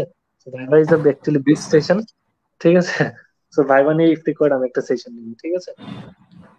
স্যার ভাইভাতে অনেক সময় যারা ভাইভা নেন তারা একটা কোশ্চেন করে যে তোমাকে আমি কেন আর্মিতে নিব, তোমার মধ্যে এমন কি আছে স্যার, এটার অ্যাকচুয়াল অ্যান্সার কি দিব? কারণ স্যার তখন যদি কিছু বলতে চাই স্যার নিজের নামে ঢোল পিটানো হয়ে যাচ্ছে, তো ওইটাও স্যার করতে পারবো না। এই ক্ষেত্রে স্যার অ্যাকচুয়াল অ্যান্সারটা কি দিলে তারা স্যাটিসফাই হবেন, এটা আমার পার্সোনাল প্রশ্ন স্যার। আচ্ছা, আমি তোমার সেনামকে একটা জিনিস বলি, সেটা হচ্ছে বেসিক্যালি এই কোয়েশ্চেনটার উত্তর দিতে গেলে তোমার আগে জানতে হবে হচ্ছে আর্মি তোমার মধ্যে থেকে কি চাচ্ছে, রাইট? জি। মানে আর্মি আর্মি তোমাকে কেন নিবে, এই কোয়েশ্চেনটার উত্তরে তোমার ঢোল পিটানোর চাইতেও সবচেয়ে বড় জিনিস হচ্ছে তোমার ফিগার আউট করতে হবে যে তোমার মধ্যে কোন জিনিসটা আছে যে জিনিসটা অ্যাকচুয়ালি আর্মির সাথে অ্যালাইন করে। লেটস সে একজন আর্মি অফিসার, তো তুমি একজন অফিসার হওয়ার জন্য এক্সাম দিচ্ছ। দ্যাট মিনস তোমার হয়তো বা একটা তোমার ডেফিনেটলি লিডারশিপ কোয়ালিটি লাগবে, অবশ্যই স্যার। ঠিক আছে। এখন হাউ ইউ ক্যান প্রুভ যে তোমার অ্যাকচুয়ালি লিডারশিপ কোয়ালিটি আছে, বা তোমার ট্র্যাক রেকর্ড তোমার মধ্যে লিডারশিপ কোয়ালিটিকে সাপোর্ট করে। লেটস সে তুমি যে কোনো একটা ক্রিকেট টিমের ক্যাপ্টেন ছিল। দ্যাট মিনস তুমি 10 জন বা 11 জন বা 15 জনের একটা টিমকে কি করছো, লিড করছো, রাইট? সো দ্যাট মিনস এই জিনিসটা ওখানে মধ্যে কিন্তু ইম্প্যাক্ট করছে। হয়তো মেবি তোমার কাছে জিনিসটা ছোট, but actually you have shown your leadership quality in your life. Leadership জিনিসটা তোমার কাছে একদম আনকরা, ব্র্যান্ড নিউ না, রাইট? বা তুমি যে কোনো একটা কলেজের লিডার ছিল, ঠিক আছে, বা স্কুলের লিডার ছিল, দ্যাট মিনস তুমি এই লিডারশিপ জিনিসটার সাথে একদম ব্র্যান্ড নিউ না। তোমার এই লিডারশিপ কোয়ালিটিটা তোমার মধ্যে আছে। এখন তুমি এই লিডারশিপ, তোমার মধ্যে যে লিডারশিপ কোয়ালিটিটা আছে, এটা তোমার ট্র্যাক রেকর্ডের সাথে বা তোমার লাইফ হিস্ট্রির সাথে অ্যালাইন করে তুমি প্রেজেন্ট করতে পারছো নাকি, দ্যাটস দ্য মেইন থিং। এটা শুধুমাত্র ঢোল পিটানো না, তোমার আর্মির যে জিনিসগুলো লাগছে সেই জিনিসগুলো তুমি তোমার ট্র্যাক রেকর্ডের সাথে অ্যালাইন করে মিলিয়ে দিতে পারতেছো নাকি, ওই ব্যালেন্সটা ক্রিয়েট করতে পারতেছো নাকি, that's the main part of viva. Yes sir. তো ভাইবা নিয়ে আরো যদি কারো কোনো কোয়েশ্চেন থাকে অবশ্যই আমাদেরকে কমেন্ট করে জানাবেন, এবং আবারও বলছি এই ভেরি স্পেশাল লাইভটিকে শেয়ার করে দিবেন যাতে অন্যরাও উপকৃত হতে পারে আপনার দ্বারা। এবার আমরা স্যার, যেহেতু আমরা মোটামুটি স্যার রিটেন নিয়েও বলে ফেলেছি, মেডিকেল কোয়ালিফিকেশনও আমাদের শেষ, আমরা ভাইবা নিয়েও কথা বললাম, এরপর যেটা বাকি থাকে that's ISSB, inter service selection board, selector of leaders. তো স্যার এটা নিয়ে কথা বলতে গেলে সবার যেটা স্যার মেইন, যেখানে স্ক্রিন রাইট আউট টেস্টটা স্যার হয়, সেটা হলো স্যার আইকিউ অ্যান্ড পিপিডিটি। তো স্যার অল অফ সাডেন আমরা কেউ আইকিউ একবার হাই লেভেলে করতে পারবো না স্যার, এটাকে ইমপ্রুভ করতে পারি। তো স্যার ইমপ্রুভ করার জন্য স্যার আমরা কি কি করবো? আচ্ছা, প্রথম জিনিস হচ্ছে যে আইকিউ আইকিউ বলো। আমি আগে আইকিউর কথা বলি একটু, তারপরে হচ্ছে পিপিটির কথা বলবো, ঠিক আছে। অবশ্যই স্যার। আইকিউ ব্যাপারটা যদি আমি বলি, all of a sudden IQ লেভেলটা বাড়ানো তো সম্ভব না কারো পক্ষে। বাট আইকিউ জিনিসটা অ্যাকচুয়ালি হচ্ছে গিয়ে it comprises of lots of things. যেমন তোমার যে জেনারেল নলেজ আছে, এটাও তোমার আইকিউর একটা পার্ট। তোমার যে ইংলিশের যে অ্যানালিটিক্যাল অ্যাবিলিটি আছে, এটাও আইকিউর একটা পার্ট। তুমি এখন পর্যন্ত যে নলেজ গুলো জানো, এই জিনিসগুলো ট্রু নাকি ফলস, এটাও একটা আইকিউর পার্ট। তুমি যে ম্যাথমেটিক্স করো, এটাও একটা আইকিউর পার্ট। তুমি যে অ্যালফাবেট গুলো সম্পর্কে জানো, এটাও একটা আইকিউর পার্ট। দ্যাট মিনস আইকিউ জিনিসটা আলটিমেটলি ভাগে ভাগে টোটাল কিন্তু আমাদের মানে 16টা ক্যাটাগরি আছে আইকিউর। ঠিক আছে? এই যে jumble word, analogy, series, mathematical, তারপরে ব্লাড রিলেশন, এরকম টোটাল 16টা ক্যাটাগরি আছে আইকিউর। ঠিক আছে? এখন অল অফ আ সাডেন তুমি কিন্তু আইকিউ হুট করে ভালো করতে পারবে না। বাট মেইনলি আইকিউতে যে জিনিসটা তোমার লাগবে সেটা হচ্ছে এই যে প্রত্যেকটা ক্যাটাগরি, এই ক্যাটাগরির প্রত্যেকটাতে কিছু টেকনিক আছে। আইকিউ ভালো করার একটা ওয়ে হচ্ছে যে, যেটা কোনো বিকল্প নেই, সেটা হচ্ছে প্র্যাকটিস। প্র্যাকটিসের আচ্ছা। কোনো বিকল্প নেই। অ্যাটলিস্ট মানে যেমন ধরো যে আমি আমাদের নিউ ইয়ারাতে যেটা করি সেটা হচ্ছে যে আমরা একটা অ্যাটলিস্ট আমরা এনশিওর করি যে 5000-এর মতো আইকিউ একটা ক্যান্ডিডেট পরীক্ষায় যাওয়ার আগে প্র্যাকটিস করতেছে। ঠিক আছে? তো এই 5000-এর মতো আইকিউ প্র্যাকটিস করলে ইন এন এভারেজ দেখা যায় ওর মানে 100 যে আইকিউ আসে, ভার্বাল আইকিউ, এই 100 আইকিউর মধ্যে 65 থেকে 70 তোমার ডিরেক্টলি কমন পড়বে। 65 থেকে 70টা ডিরেক্টলি কমন পড়বে। বাকি যে 30টা থাকতেছে, এই 30টা তোমার ডিরেক্টলি কমন না পড়লেও অ্যাটলিস্ট ফরম্যাটে পড়বে। ঠিক আছে? অ্যাটলিস্ট তোমাদেরকে যে ফর্মুলা গুলো শেখানো হবে, এই ফর্মুলার মধ্যে পড়বে। লেটস সে তোমাকে একটা নর্মাল জিনিস যদি আমি বলি, তোমাদের ওখানে অ্যালফাবেটিক্যাল কোডিং ডিকোডিং একটা পার্ট আছে। ঠিক আছে? Yes sir. যেটা হচ্ছে যে তোমাদের বিভিন্ন অ্যালফাবেটকে নাম্বারে কনভার্ট করে হচ্ছে নাম্বার। হিসাব করে আইকিউটা সলভ করতে হয়। এখন ধরো তোমার একটা অ্যালফাবেট হচ্ছে যে বেসিক, দেখি আমরা শুরুর দিকে ধরি, ধরো হচ্ছে যে অ্যালফাবেটটা হচ্ছে জি, গার্ডেনের জি বা গলফের জি। জি। তো তোমার যে আইকিউটা সলভ করা লাগতেছে, সেই আইকিউটা সলভ করার জন্য তোমার জানতে হবে জি এর ব্যাকওয়ার্ড ভ্যালু কত। মানে আমি যদি অ্যালফাবেটকে এ কে 1, বি কে 2 এরকম করে 7। ধরি, ঠিক আছে, তাইলে জির ভ্যালু হচ্ছে কত? 7। 7। A B C D E F G, 7। But তোমার এক্ষেত্রে জানতে হচ্ছে তোমার এটা জি এর ব্যাকওয়ার্ড ভ্যালু কত। দ্যাট মিনস তুমি যদি জেড কে যদি ওয়ান ধরো, তুমি যদি জেড কে যদি ওয়ান ধরো, তাহলে তখন জি এর ভ্যালু কত আসতেছে, হয়তোবা তোমার এই জিনিসটা জানা লাগতেছে। ঠিক আছে? সো তুমি এখন তোমার পক্ষে আইএসএসবি তে 100 আইকিউর জন্য টাইম থাকবে 35 মিনিটস। ইয়েস। এই 35 মিনিটস এর মধ্যে তোমার পক্ষে এই যে পুরাই ব্যাক ট্র্যাক করে অ্যালফাবেটিক্যাল অর্ডারটা মিলাই তোমার পক্ষে তখন মানে দেখা যাবে সম্ভব। কিন্তু তুমি ওই একটা আইকিউ সলভ করতে তুমি নিয়ে ফেলবো almost 3 minutes, if I am not রং, 3 থেকে 3.5 মিনিটস। এরকম যদি 10টা আইকিউ থাকে, তাইলে তো তোমার 35 মিনিট শেষ। জি ঠিক স্যার। আছে? তো এরকম 10টা আইকিউ থাকবেই, এটা নিয়ে কোনো ভুল মানে এটা নিয়ে সন্দেহের কোনো অবকাশ নাই। তাহলে হোয়াটস দ্য বেসিক সিস্টেম? তার মানে হচ্ছে এটার ফর্মুলাটা হচ্ছে কি, তুমি যেটারই ব্যাকওয়ার্ড ভ্যালু বের করতে চাও না কেন, সেটা 27 মাইনাস অত, 27 minus front value is your back value. ঠিক আছে? সো দ্যাট মিনস তোমার জি এর ভ্যালু হচ্ছে কত, বেসিক্যালি ফ্রন্ট ভ্যালু কত, 7। 7। ঠিক আছে? দ্যাট মিনস তুমি যখন এটাকে ব্যাকওয়ার্ড ক্যালকুলেট করবা, 27 - 7 = 20, দ্যাট মিনস জি এর ব্যাকওয়ার্ড ভ্যালু হচ্ছে 20। এখানে ইউজুয়ালি সবাই যে জায়গাটাতে ভুল করে সেটা হচ্ছে সবাই 26 থেকে বিয়োগ করে। বিকজ আমাদের টোটাল অ্যালফাবেট কত, 26টা। ইয়েস। সবাই বিয়োগ করে 26 থেকে, but the formula is actually 27 minus forward value. So once তুমি এই ফর্মুলাটা জানবা, এখন তুমি ব্যাকওয়ার্ড ক্যালকুলেট করলে দেখবা জি এর অ্যাকচুয়ালি ব্যাকওয়ার্ড ভ্যালু হচ্ছে 20। বুঝতে পারছো? সো জি। এইরকম কিন্তু এটা তোমাদেরকে আমি বললাম কি, জাস্ট ধরো একটা অ্যালফাবেটিক্যাল কোডিং ডিকোডিং এর কথাটা বললাম। তোমার এরকম প্রত্যেকটা জায়গায়, ধরো তুমি সিরিজে যাও, তুমি আদার ব্লাড রিলেশনশিপে যাও, প্রত্যেকটা জায়গাতেই এরকম কিন্তু স্পেসিফিক কিছু কি আছে, ফর্মুলেটিভ ওয়ে আছে। যে কম আছে। ফর্মুলেটিভ ওয়েতে তুমি যখন যাবা, তখন তুমি দেখবা কি, তুমি নর্মালি চিন্তা করো জি এর ব্যাকওয়ার্ড ভ্যালু কাউন্ট করতে তোমার কি কি করতে হচ্ছে। তোমার ফার্স্টে যে কোনো একটা জায়গায় রাফে এবিসিডি সব লিখতে হচ্ছে। জি এরপরে স্যার। এবিসিডির উপরে হচ্ছে ওইটাকে মার্কিং করতে হচ্ছে 1 2 3 4 5 6 করে।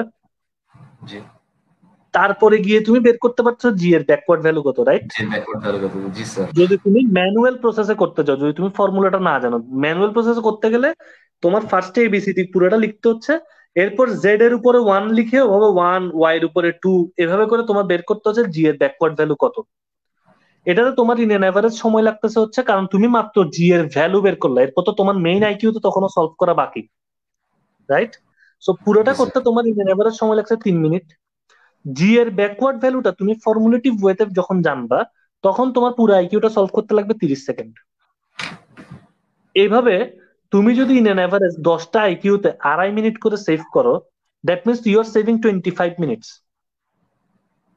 এই 25 মিনিট যে তুমি সেভ করছো, এই 25 মিনিট সেভ করার কারণে তুমি মিনিমাম আরো এক্সট্রা মার্কস তুলতে পারবা 30, গ্যারান্টেড।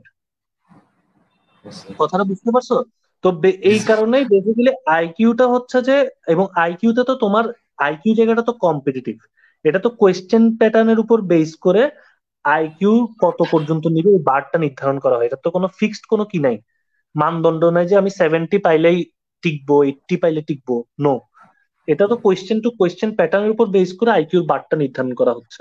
সো এই কারণে তোমার কিন্তু কি করে আসতে হবে, ম্যাক্সিমাইজ করে আসতে হবে তোমার আইকিউর অ্যান্সার স্ক্রিপ্টটা, একদম ম্যাক্সিমাম যতটুকু পারো অতটুকু করে আসতে হবে। তোমার 100টা ভার্বাল আইকিউ, 38টা নন ভার্বাল আইকিউ, এই 138-এর মধ্যে ইন এন এভারেজ যদি তুমি 105-এর উপরে তুলতে না পারো, there is very less possibility যে তোমাকে আইকিউতে সিলেক্ট করবে। মানে অ্যাটলিস্ট তোমার 105 থেকে 110-এর উপরে তোমার কারেক্ট করে আসতে হবে। এবং আইকিউর যেই কোয়েশ্চেনটা, আইকিউর কোয়েশ্চেনে টু বি ভেরি অনেস্ট, আইকিউর কোয়েশ্চেনের প্রবলেম অ্যাকচুয়ালি কিন্তু কোয়েশ্চেনটা না। ওই কোয়েশ্চেন তোমাকে 35 মিনিটের জায়গায় 50 মিনিট দিলে তুমি সবই পারবা সলভ করতে, 1 ঘন্টা দিলে সবই পারবা সলভ করতে। The main problem is time management. আইকিউর Yes, পরীক্ষাতে একদম মেইন ফ্যাক্টরটা হচ্ছে ওই টাইম 35 মিনিটের মধ্যে 100টা আইকিউ সলভ করা, দ্যাটস দ্য মেইন পার্ট। এবং ওই একটা জায়গাতে তোমার এখন জানতে হবে কি, আমি কিভাবে স্ট্রেট একটা আইকিউ দেখার সাথে সাথে এটা কোন ফর্মুলাতে পড়তেছে, এবং এটা কেমনে আমি ইজিলি ট্র্যাকিং করে কি করব, অ্যান্সারটা বের করব। এই জিনিসটাই তোমার শুধু পারতে হবে, তাহলে তোমার আইকিউতে আর স্ক্রিন আউট হওয়ার কোনো ভয় নাই। এরপর আসো হচ্ছে পিপিডিটি। বেসিক্যালি পিপিডিটির পার্টটা হচ্ছে যে, আমাদের এখানে দেখা যাচ্ছে শুধুমাত্র আমি ডিল করি, পিপিডিটিটা আমি পড়াই। সো এই কারণে আমি তোমাদেরকে পিপিডিটির ব্যাপারটা একটু যদি ডিপলি বলি, বেসিক্যালি দেখা যায় যে আমার পিপিডিটির বেসিক লেকচার থাকেই হচ্ছে 4টা, এরপর আমি হচ্ছে প্র্যাকটিসে যাই। তা আমি একটা সিম্পল জিনিস বলি পিপিডিটিতে, পিপিডিটিটার কিন্তু হচ্ছে পিপিডিটির সবচেয়ে জঘন্য জিনিস যেটা, সেটা হচ্ছে পিপিডিটি কোনো রাইট ওর রং অ্যান্সার নাই। ইউ ক্যান নেভার সে যে এটাই এক্স্যাক্টলি পিপিডিটির রাইট অ্যান্সার, ঠিক আছে? এবং এই একটা জায়গাতেই হচ্ছে গিয়ে মানে পিপিডিটির মানে সব ধরনের মানে গুবলেট পাকা শুরু হয় সবার, যেহেতু পিপিডিটিতে কোনো রাইট ওর রং অ্যান্সার নাই। তো পিপিডিটিতে মানে বেসিক্যালি পিপিডিটিতে বের করার চেষ্টা করা হয় যে এই ক্যান্ডিডেটটার পারসেপশনটা কিরকম, যে কোনো একটা জিনিস দেখলে সে ওই ব্যাপারটা নিয়ে কিভাবে করে চিন্তা করে, এবং তার যে থট প্রসেসটা, তার যে চিন্তা করার প্রসেসটা, এই জিনিসটা একটা অফিসার লাইক স্ট্যান্ডার্ডের সাথে ম্যাচ করতেছে নাকি। তো এই জিনিসটা কিন্তু হচ্ছে কি হুট করে একদিনে কারো আসে না, বিকজ আমাদের এক একজনের লাইফস্টাইল এক এক রকম, এক একজনের চিন্তা ভাবনার প্যাটার্ন এক এক রকম। যেমন আমি যদি তোমাকে একটা জিনিস বলি যে তুমি একটা ডাস্টবিনের পাশ দিয়ে যাওয়ার সময় তুমি কিন্তু কি করতেছো, তুমি নাকে হাত দিয়ে ফেলতেছো, রাইট? তোমার কাছে গন্ধটা খারাপ লাগতেছে, দ্যাটস ইওর পারসেপশন, ঠিক জি আছে? স্যার। কিন্তু দ্যাটস ইওর পারসেপশন যে ডাস্টবিনের পাশ দিয়ে যাওয়ার সময় এই গন্ধটা বাজে গন্ধ, ঠিক আছে? বাট ডাস্টবিনের পাশে রাত কাটাচ্ছে এরকম অনেক মানুষ আছে না? জি স্যার। তাহলে তুমি কি বলতে পারবে যে দেয়ার পারসেপশন ইজ রং? নো। না। সো দ্যাট মিনস তোমার যে লাইফস্টাইল, তোমার যে লাইফের হিস্ট্রি, তুমি যেভাবে করে বড় হয়েছে, তোমার ফ্যামিলি তোমাকে যেভাবে করে রাখছে, ওই ওভারঅল তোমার যে ইমোশন, তোমার যে ফিলোসফিক্যাল ভিউ, তার উপর বেস করে তোমার কাছে ডাস্টবিনের গন্ধটা বাজে গন্ধ। বাট ওই ডাস্টবিনের পাশেই যে বড় হয়েছে, তার যে ইমোশন, তার যে ফিলোসফিক্যাল ভ্যালু, তার যে ব্যাকগ্রাউন্ড, সবকিছু মিলে তার কাছে ওই গন্ধটা কিন্তু কি সুদিং, ঠিক আছে? দ্যাট এই কারণেই, শুধুমাত্র এই একটা কারণে পিপিডিতে দেখা যায় যে তুমি কিভাবে করে বড় হইছো, তুমি তোমার চিন্তা ভাবনা কিরকম, সবকিছু এই একটা জায়গায় ফুটে ওঠে। এবং এই কারণে পিপিডিটা আসলে হুট করে এক্সপ্লেন করাটা কঠিন, বাট মানে উইথ গ্রাজুয়াল প্রসেস দেখা যায় পিপিডিতে একটা মানে গুড পারসেপশনাল ভিউতে সবাইকে নিয়ে আসাটা পসিবল। ওকে স্যার, তো আমরা আরেকবার কমিটি দিকে যেতে যাচ্ছি কারণ অনেক কমেন্ট জমা পড়ে গেছে অলরেডি। আচ্ছা স্যার, চোখ যদি 6 আউট অফ 6 না থাকে তাহলে কি পরীক্ষায় বাদ দেওয়া যাবে? আই থিঙ্ক পরীক্ষা দেওয়া যাবে, দেওয়া দেওয়া যাবে দেওয়া 6/6 প্লাস মাইনাস 2.5 পর্যন্ত অ্যালাউ করবে। জি, রাব্বি তুষার লিখেছেন যারা পাওয়ার ক্লাস আই এগুলো থিংক কমে। আই অ্যান্সার্ড অলরেডি এটা। Yes sir.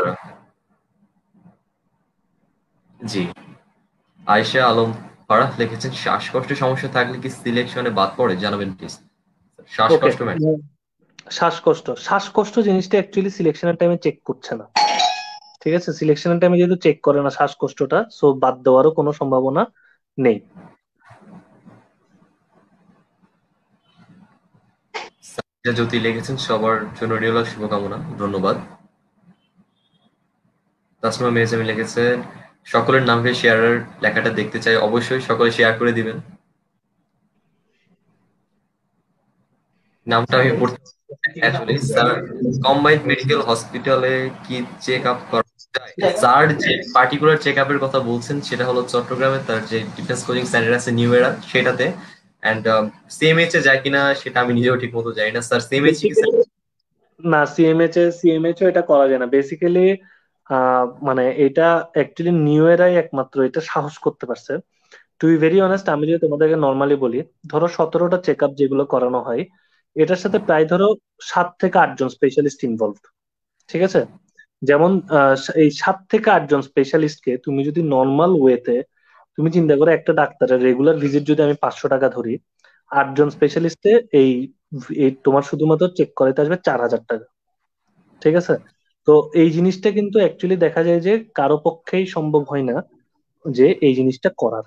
ঠিক আছে, বাট আমাদের নিউ এরাতে যেহেতু হচ্ছে গিয়ে আমাদের নিউ এরার যে হোল টিমটা, এই টিমের মধ্যে যারা আছেন এদের মধ্যে অনেকে এদের মধ্যে 2 জন আছেন যারা আমাদের টিমে, যারা নিজেরাই হচ্ছে ডাক্তার। ঠিক আছে, তো এই কারণে আমরা হচ্ছে গিয়ে বাংলাদেশে একমাত্র ফার্স্ট এই স্টেপটা নিতে পারছি যে আমাদের এখানে একদম ফুল ফেজেড এই 17টা চেক আপ করানো করানো পসিবল হয়েছে। বাট আদারওয়াইজ এক্সেপ্ট দ্যাট মানে দেখা যায় যে অ্যাকচুয়ালি এই জিনিসটা কেউ চাইলেও ইমপ্লিমেন্ট যে করতে পারবে, এই জিনিসটা অ্যাকচুয়ালি ওভাবে করে পসিবল হবে না, বিকজ স্পেশালিস্ট গুলো পাওয়া এটা কিন্তু খুব টাফ। এবং তোমার কখনো হচ্ছে কি একজন আই স্পেশালিস্টের যে অপিনিয়ন, সেটা কিন্তু একজন মানে ইএনটি দিতে পারবে না। ঠিক আছে, তো এই কারণেই মানে ওই মেডিকেলটা সিএমএইচ এ ওভাবে করা যায় না। বাট যদি সিএমএইচ এ না মানে ইফ ইউ আর ইন্টারেস্টেড, আমাদের পেজে নক দিলে তোমাদের মেডিকেল চেক আপ করানোর জন্য আমাদের টিম রেডি আছে। টিম হচ্ছে গিয়ে অলওয়েজ সাপোর্ট দিবে, কোনো প্রবলেম নেই।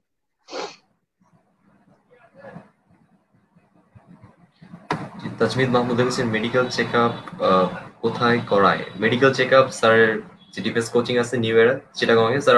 চট্টগ্রাম ছাড়া কি স্যার আর কোনো আপনাদের ফ্র্যাঞ্চাইজি বা কিছু আছে স্যার? চট্টগ্রাম ছাড়া এখনো তো কোনো কোথাও করার সাহস তো এখনো পাইনি। তো তোমরা যারা ঢাকায় আছো, তোমরা ঢাকার ওরা সাহস দিলে হয়তো বা ঢাকায় যাওয়ার চিন্তা ভাবনা করবো আর কি। জি স্যার, অবশ্যই। এ মাহমুদ হাসান লিখেও লিখেছেন দেবান স্যারকে তো আমি চিনি, আমিও চিনতাম আগে থেকে। ওকে। নেক্সট, আজমাইন আলিফ লিখেছেন স্যার এসএসসি তে জিপে 5 না থাকলে কি 21 ব্যাচের এইচএসসি পরীক্ষার্থীরা 87 তে অ্যাপ্লাই করতে পারবে না? না, তারা পারবে না স্যার, এটা অবশ্য আগে বলে দিয়েছেন। রাসেলুজ্জামান উদয় লিখেছেন স্যার কারো যদি এসএসসি তে অপশনাল হায়ার ম্যাথে A- থাকে তাহলে কি অ্যাপ্লিকেবল হবে? মেইন সাবজেক্ট ম্যাথে A+ আছে। এটা হোল জিপে 5 এর কথা বলা হয়েছে আই থিংক স্যার। হোল জিপে 5 এটা স্যার উনি হয়তো বা স্যার যেটা স্যার এয়ারফোর্সে হয় জিপি বা হ্যাঁ, ওই হ্যাঁ, ওর সেক্ষেত্রে ওর মিন করেছে। কোশ্চেনটা ওর কোয়েশ্চেনটা হচ্ছে related to air force, not specifically army, because আর্মিতে সাবজেক্ট ওয়াইজ কোনো রিকোয়ারমেন্ট নেই, এখানে ওভারঅল 5টাই হচ্ছে ম্যাটার করে। অবশ্যই স্যার। ঈদ মাহমুদ লিখেছেন, আইএসএসবি এক্সামে বিএনসিসি ক্যাডেটরা কি কোনো বেনিফিট পায়? কি কি বেনিফিট পায়? কিছুই পায় না ভাই। ক্যাডেট কলেজেও যা, সাধারণ স্টুডেন্টও তা, গ্রামের কলেজের স্টুডেন্টও তাই। রেদার রেদার আমি বলবো বিএনসিসি ক্যাডেটটা একটু অসুবিধার মধ্যে পড়ে রেদার, ঠিক আছে। বিকজ ওদের কম্পিটিশন লেভেলটা একটু হাই থাকে, এন্ড ওরা রিটেনে একটা স্পেশাল বেনিফিট পায়, সো ওদের কাছ থেকে একটা আলাদা এক্সপেকটেশন থাকে। তানভীর হায়দার লিখেছেন, স্যার 5.7 ফিট এর জন্য ওয়েট কত থাকা দরকার? ফাইভ স্যার এই কোশ্চেন কিন্তু অ্যান্সার দিয়েছেন। স্যার বলেছিলেন, স্যার হুম, স্যার ফিট 2 থেকে মেবি স্যার আপনি 84 কেজি ধরা শুরু করেছিলেন, সেখান থেকে 1 ইঞ্চি করে কমাতে থাকবেন এবং 1 ইঞ্চির সাথে সেটা রিলেট হবে 2 কেজি। তো 1 ইঞ্চি কমাবেন, 2 কেজি কমাবেন, অ্যাটলিস্ট যে হাইটটা সেটা আপনি পেয়ে যাবেন। এটা হলো ওভার ওয়েট। অ্যান্ড ওভার যেটা হলো ম্যাক্সিমাম লিমিট। ম্যাক্সিমাম, যেটা ম্যাক্সিমাম আর আন্ডার ওয়েট তো স্যার বলে দিয়েছে 50 কেজি। স্যার 50 তো। 50, হ্যাঁ রাইট। ওকে। জিএইচ ফয়সাল লিখেছেন, আমার হাত পা প্রচুর ঘামে, আমি কি টিকবো? আমারও আমারও হাত পা প্রচুর ঘামতো, আমি টিকছি। সো হাত পা প্রচুর ঘামলে এটা একটা ছোট্ট একটা থেরাপি আছে, ঠিক আছে, ওই একটা হিট থেরাপি দেয়, বা ওই হিট থেরাপি দিলে এই জিনিসটা ঠিক হয়ে যায়, কোনো সমস্যা হয় না। একজন লিখেছেন, আসসালামু আলাইকুম স্যার, লেগের হাঁটুর দিকটা বাঁকা থাকলে কি রিকভার করার কোনো উপায় আছে? এটা কি কোনো প্রবলেম হবে? স্যার তার হাঁটুর দিকটা বাঁকা আছে। আচ্ছা, এই জিনিসটা আসলে না দেখে বলাটা খুব কঠিন। সো আমি একটু জাস্ট রিকোয়েস্ট করব যে একটু যদি পসিবল হয় মেডিকেলটা করাও, and ডাক্তারের অ্যাডভাইস নাও। এটা আমার জন্য বলাটা কঠিন হবে, বিকজ আমি অ্যাকচুয়ালি স্পেশালিস্ট ডক্টর না। জিএইচ ফয়সাল, 5 ফুট 9 ইঞ্চির জন্য ওয়েট কত হলে হবে? অ্যান্সারটি অলরেডি করে ফেলেছি আমি। আমি না স্যার করেছেন, আমি আবার রিপিট করেছি, মেইনলি অ্যান্সার করি নাই। জি। সামিউল শিমুল লিখেছেন, স্যার চোখের পাওয়ার কি মেশিন দিয়ে চেক করে নাকি দূরের অক্ষর পড়তে? আই থিঙ্ক স্যার দূরের অক্ষরটাই পড়তে দেয় ওটাই। চোখের পাওয়ার চেক করার একটাই ওয়ে, চোখের পাওয়ারটা হচ্ছে কি ওই দূরের অক্ষর পড়তে দেয়, ওই দূরের অক্ষর পড়তে দিয়েই হচ্ছে চোখের পাওয়ারটা চেক করা হয়। ওকে। এখানে তো দেখতে পাচ্ছি যে অনেকেরই অনেক কোয়েরি, তোমাদের এই যে ক্যান্টন, এখানে এখানে এই পেজের সাথে তো সব ক্যান্টনমেন্টিয়ানরা কানেক্টেড, রাইট? দেয়ার আর জি, actually lots of interested persons. দেখি ক্যান্টনমেন্টের অনেকেই তো দেখি যে অবভিয়াসলি স্যার। আহ, তোমার এখন এখানে ভিউয়ার কতজন আছে? স্যার আমি এস্টিমেট আছে, আমি দেখতে পাচ্ছি না, আমি একটু দেখে জানাতে হবে আপনাকে ভিউয়ার কতজন। আচ্ছা। আই থিঙ্ক স্যার আপনি থাকলে স্যার ভিউয়ার অটোমেটিক বেড়ে যায় স্যার। আমরা খেয়াল করছি স্যার, আপনার life time maybe highest view হয়েছে, সেকেন্ডটা হয়েছে অসীম জল স্যার যেটা এসেছিলেন, ওটাতে maybe last second. Asim is also my coursemate, আমার এয়ারফোর্স এর কোর্সমেট। জি, আপনার কমেন্টে স্যার রিপ্লাই করেছিলেন তো। হ্যাঁ, আমি আটকে গেছি কেন? জি। জি, তো নেক্সট আমি কমেন্ট। আমি আহ, সেনাম, আমি আমি আমার তরফ থেকে, মানে আমি কোয়েশ্চেন গুলো অ্যাকচুয়ালি যত দেখতেছি বুঝতেছি যে সবার আগ্রহটা অনেক বেশি। তো আমি জাস্ট আমার তরফ থেকে অ্যাজ এক্স ক্যান্টনমেন্টিয়ান আমি আমার তরফ থেকে একটা জিনিস দিই, যদিও আই ডিডেন্ট মানে জাস্ট এটা আমি সবার রেসপন্স দেখে এই জিনিসটা আমার মাথায় আসলো এই মাত্র। সেটা হচ্ছে ফার্স্ট অফ অল, যদি মানে যে কোনো প্রবলেম থাকলে আমি অলরেডি কমেন্ট বক্সে হচ্ছে যে আমাদের পেজ এন্ড গ্রুপের লিঙ্কটা দিয়ে দিয়েছি। আর আরেকটা বড় জিনিস আমি বলে দিচ্ছি, এনি ক্যান্টনমেন্টিয়ান 87 বিএমএ লং কোর্স অথবা 85 বাফাতে অ্যাপ্লাই করতে চাই, যদি তাদের প্রিপারেশনের জন্য লিখিত, মানে প্রিলিমিনারি লিখিত এন্ড ভাইবার প্রিপারেশনের জন্য মনে করে যে they can contact with new এরা, any Cantonmentian you can use my reference. ঠিক আছে, তোমরা নিউ এরাতে অটোমেটিক্যালি 50% ডিসকাউন্ট নিয়ে নিবা, ঠিক আছে। So that's an offer from my side, ঠিক আছে, যে এনি ক্যান্টনমেন্টিয়ান তোমরা শুধু ক্যান্টনমেন্ট কলেজে পড়ো, এই জিনিসটা হচ্ছে গিয়ে আমাদের পেজে ওর গ্রুপে যার যে কন্ট্যাক্ট পারসন, ঠিক আছে, তাকে দেখাবা তোমার কলেজের আইডি কার্ড অর এনিথিং, ঠিক আছে। Any Cantonmentian you just use this reference of mine, ঠিক আছে। আমার রেফারেন্স ইউজ করে ইউ ক্যান অটোমেটিক্যালি, যেহেতু আমাদের অনলাইন ব্যাচ আছে, ঠিক আছে, অনলাইন ব্যাচ অফলাইন ব্যাচ দুইটাই আছে। তো অনলাইন ব্যাচে যারা ক্লাস করবা, যেহেতু এখানে মানে চিটাং এর ক্যান পাবলিকের মোটামুটি আহ ক্যান পাবলিক থেকে যারা চিটাং ক্যান পাবলিক থেকে যারা পরীক্ষা দেওয়ার, হোপফুলি এরা সবাই অলরেডি আমার স্টুডেন্ট, ঠিক আছে, প্রায় প্রায় তোমার 30-35 জনের মতো অলরেডি হচ্ছে যে আমার স্টুডেন্ট ক্যান পাবলিকের।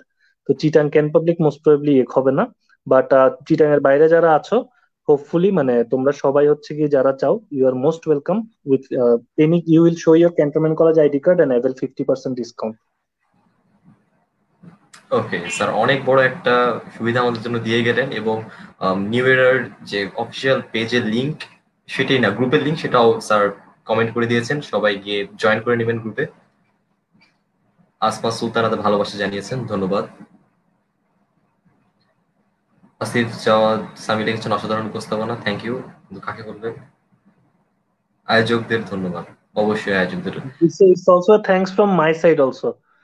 বেসিক্যালি তোমরা যে ক্যান পাবলিকের সবাইকে মানে আর্মিতে এক্সাম দেওয়ার জন্য যে ওদের একটা সার্কুলার নিয়ে অনেক কনফিউশন থাকে, তো এই জিনিসগুলো ক্লিয়ার করার জন্য যে তোমরা একটা সেশন অ্যারেঞ্জ করেছো, এটার জন্য তোমাদের সবাইকে হচ্ছে আমার সাইড থেকে এবং হোল নিউ এরা টিমের সাইড থেকে হচ্ছে গিয়ে একটা থ্যাঙ্কস। বিকজ তোমরা যে ইনিশিয়েটিভ গুলো নিচ্ছ, এই ইনিশিয়েটিভ গুলো অ্যাকচুয়ালি আরো অনেক আগে হয়তো বা আমরা যখন ক্যান পাবলিকে পড়তাম আমাদেরই নেওয়া উচিত ছিল, but somehow we failed and you guys are the person who are taking those initiatives. ঠিক আছে। It's an honour sir. জি স্যার। আসমা সুলতান লিখেছে নেটওয়ার্ক প্রবলেম। জি, নেটওয়ার্ক প্রবলেম একটু হচ্ছে আমাদের। নাদিমুল ইসলাম সৈকত লিখেছেন স্যার, এসএসসি তে ম্যাথ ও ফিজিক্সে A+ থাকার পরে কি অ্যাডমিনে অ্যাপ্লাই করা যাবে? স্যার, এই এয়ারফোর্স এর এক্সাম নিয়ে স্যার অনেক কিছু শুনেছি, যেটা হলো স্যার আপনি সাপোজ বিজ্ঞান শাখার স্টুডেন্ট, আপনি গেলেন, আপনাকে নাকি স্যার ওরা জিডিপি তে পরীক্ষা দেওয়াবে, জিনিসটা এমন। আবার স্যার রিটেনের এক্সাম শুনেছি হলো প্রথমে 100 মার্কের আইকিউ, তারপর অন্যান্য জিনিস দেখেন। তো স্যার এই Yes, আমি যদি বেসিক্যালি এয়ারফোর্স নিয়ে যদি আমি বলতে যাই, এয়ারফোর্সে অ্যাকচুয়ালি এত কিছু বলার আছে যে it will take more 1 hour. ঠিক আছে। তো এয়ারফোর্সে মানে কারণ হচ্ছে এয়ারফোর্স নিয়ে অনেক confusion to be very honest. ধরো জিডিবি ব্রাঞ্চের কাজ কি, জিডিএন এর কাজ কি, এটিসি এডিডব্লিউসি লজিস্টিক কার কাজ কি, এগুলো কিছু বেসিক কোশ্চেন।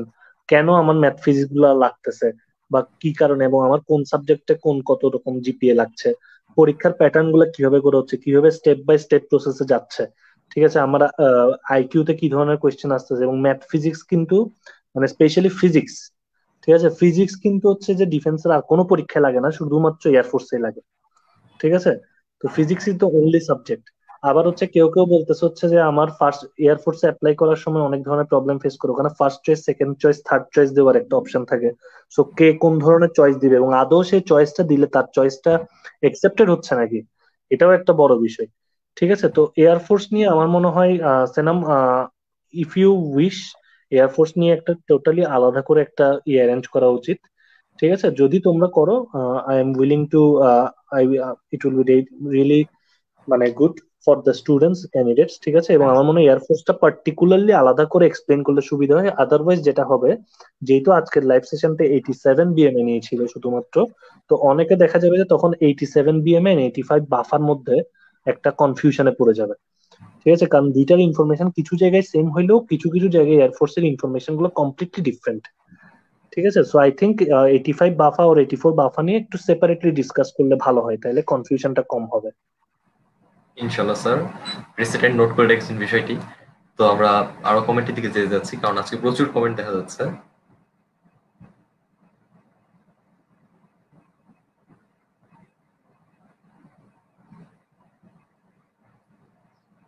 ও সার্ডেন নেটওয়ার্ক প্রবলেম, ওকে। তো আপনারা যারা কমেন্ট করছেন, কমেন্ট করতে থাকুন। এছাড়াও লকডাউনে কিন্তু আমাদের কলেজ অনেকদিন ধরে বন্ধ ছিল। তো আমরা এই নতুন একটি প্রসেস চালু করেছি, সেটা হলো ক্যান্টনমেন্টিয়ান বুলেটিনস। আপনাদের কলেজের যদি কলেজ বা স্কুল, আমি শুধু কলেজ বলতে আমার কলেজ তাই না, আমি নিজেও স্কুল স্টুডেন্ট। তো যদি কলেজের কোনো স্পেসিফিক নিউজ থাকে যা সবার সামনে আনার মতো বা আনা যায়, অবভিয়াসলি আপনারা আমাদেরকে জানাবেন, আমরা ক্যান্টনমেন্টিয়ান বুলেটিনে তা তুলে ধরবো। সেনাম, আমি মনে হয় হঠাৎ করে একটু ডিসকানেক্টেড হয়ে গেছিলাম। Actually I am joining from India, অনেক সময় একটু নেট একটু ডিস্টার্ব করছে। ঠিক আছে। ওকে, তো কন্টিনিউ করি। ক্যান্টনমেন্টিয়ান টক্স, জি, ক্যান্টনমেন্টিয়ান ডায়েরি লিখেছেন, ক্যান্টনমেন্টিয়ান টক্স এর সামনের এপিসোডে ক্যারিয়ার হ্যাক্স নিয়ে আরো কি লাইভ দেখতে চান? আপনারা কমেন্ট করে জানাবেন আপনারা কি লাইভ হ্যাক্স, ক্যারিয়ার হ্যাক্স নিয়ে আরো কিছু লাইভ দেখতে চান নাকি। অবশ্যই আমরা রেসপন্স করব। জি। আয়েশা আলম ফারহা লিখেছেন এক্সামে কি নেগেটিভ মার্কিং থাকে, এটা কি অ্যাকচুয়ালি উনি আইকিউ নিয়ে বুঝিয়েছেন না রিটেন নিয়ে বুঝিয়েছেন আমি সেটা বলতে পারছি না, কিন্তু স্যার আইকিউ নিয়ে কি বলা যায় যে স্যার আপনি আইকিউ একটা ভুল দাগলে আপনার কি স্যার নেগেটিভ মার্কিং আসবে? নো, ডিফেন্সের পরীক্ষায় আগাগোড়া যেটাই হোক না কেন, মানে যেই সাবজেক্টে তুমি এক্সাম দাও, there is no negative marking. ডিফেন্সের কোনো জায়গাতেই কোনো নেগেটিভ মার্কিং নেই। সো যদি একদম মানে দেখতেছো যে একদম পারতেছো না, অপু 10, 20, 30 করে দাগাই দেওয়া শুরু করো, ঠিক আছে? ওকে।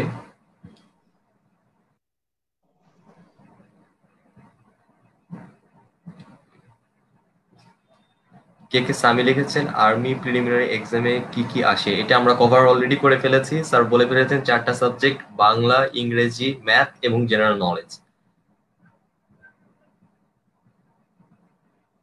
আমরা এরপর কমিটি যেতে চাই।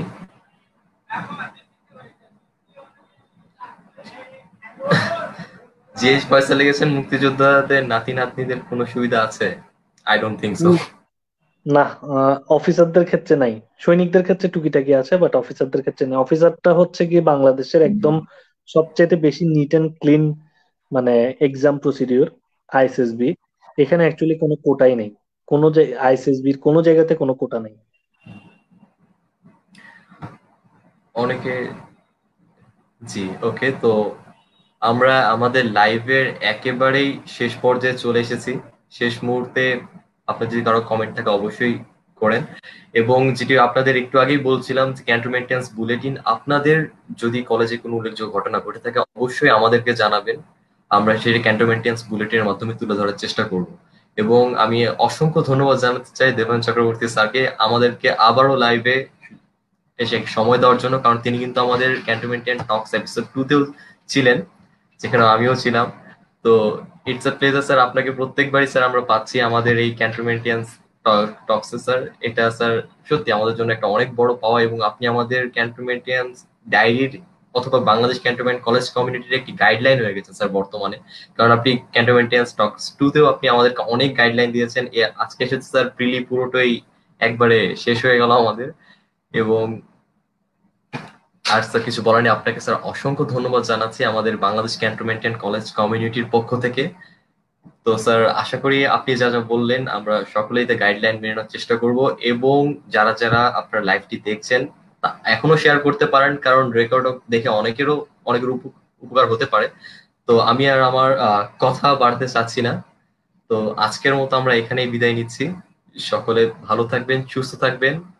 এবং দেবান চক্রবর্তী স্যার কিন্তু তাদের অফিসিয়াল গ্রুপের লিংক দিয়ে গেছেন, সেখানে জয়েন করে নিন। আপনার যত প্রশ্ন আছে ওখানে করুন, স্যার টিম অবশ্যই আপনাকে অ্যান্সার দিবে। তো আপাতত বিদায় নিতে হচ্ছে সকলের কাছ থেকে। সবাই ভালো থাকবেন। আসসালামু আলাইকুম। ওকে, সবাইকে সবাইকে good night and thank you Senam, thank you the whole to your whole team.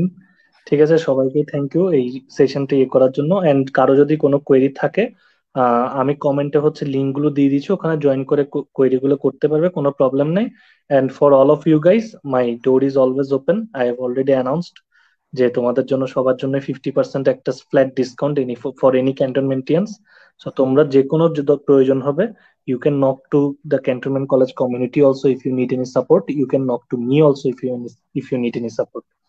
Thank you. Thank you sir.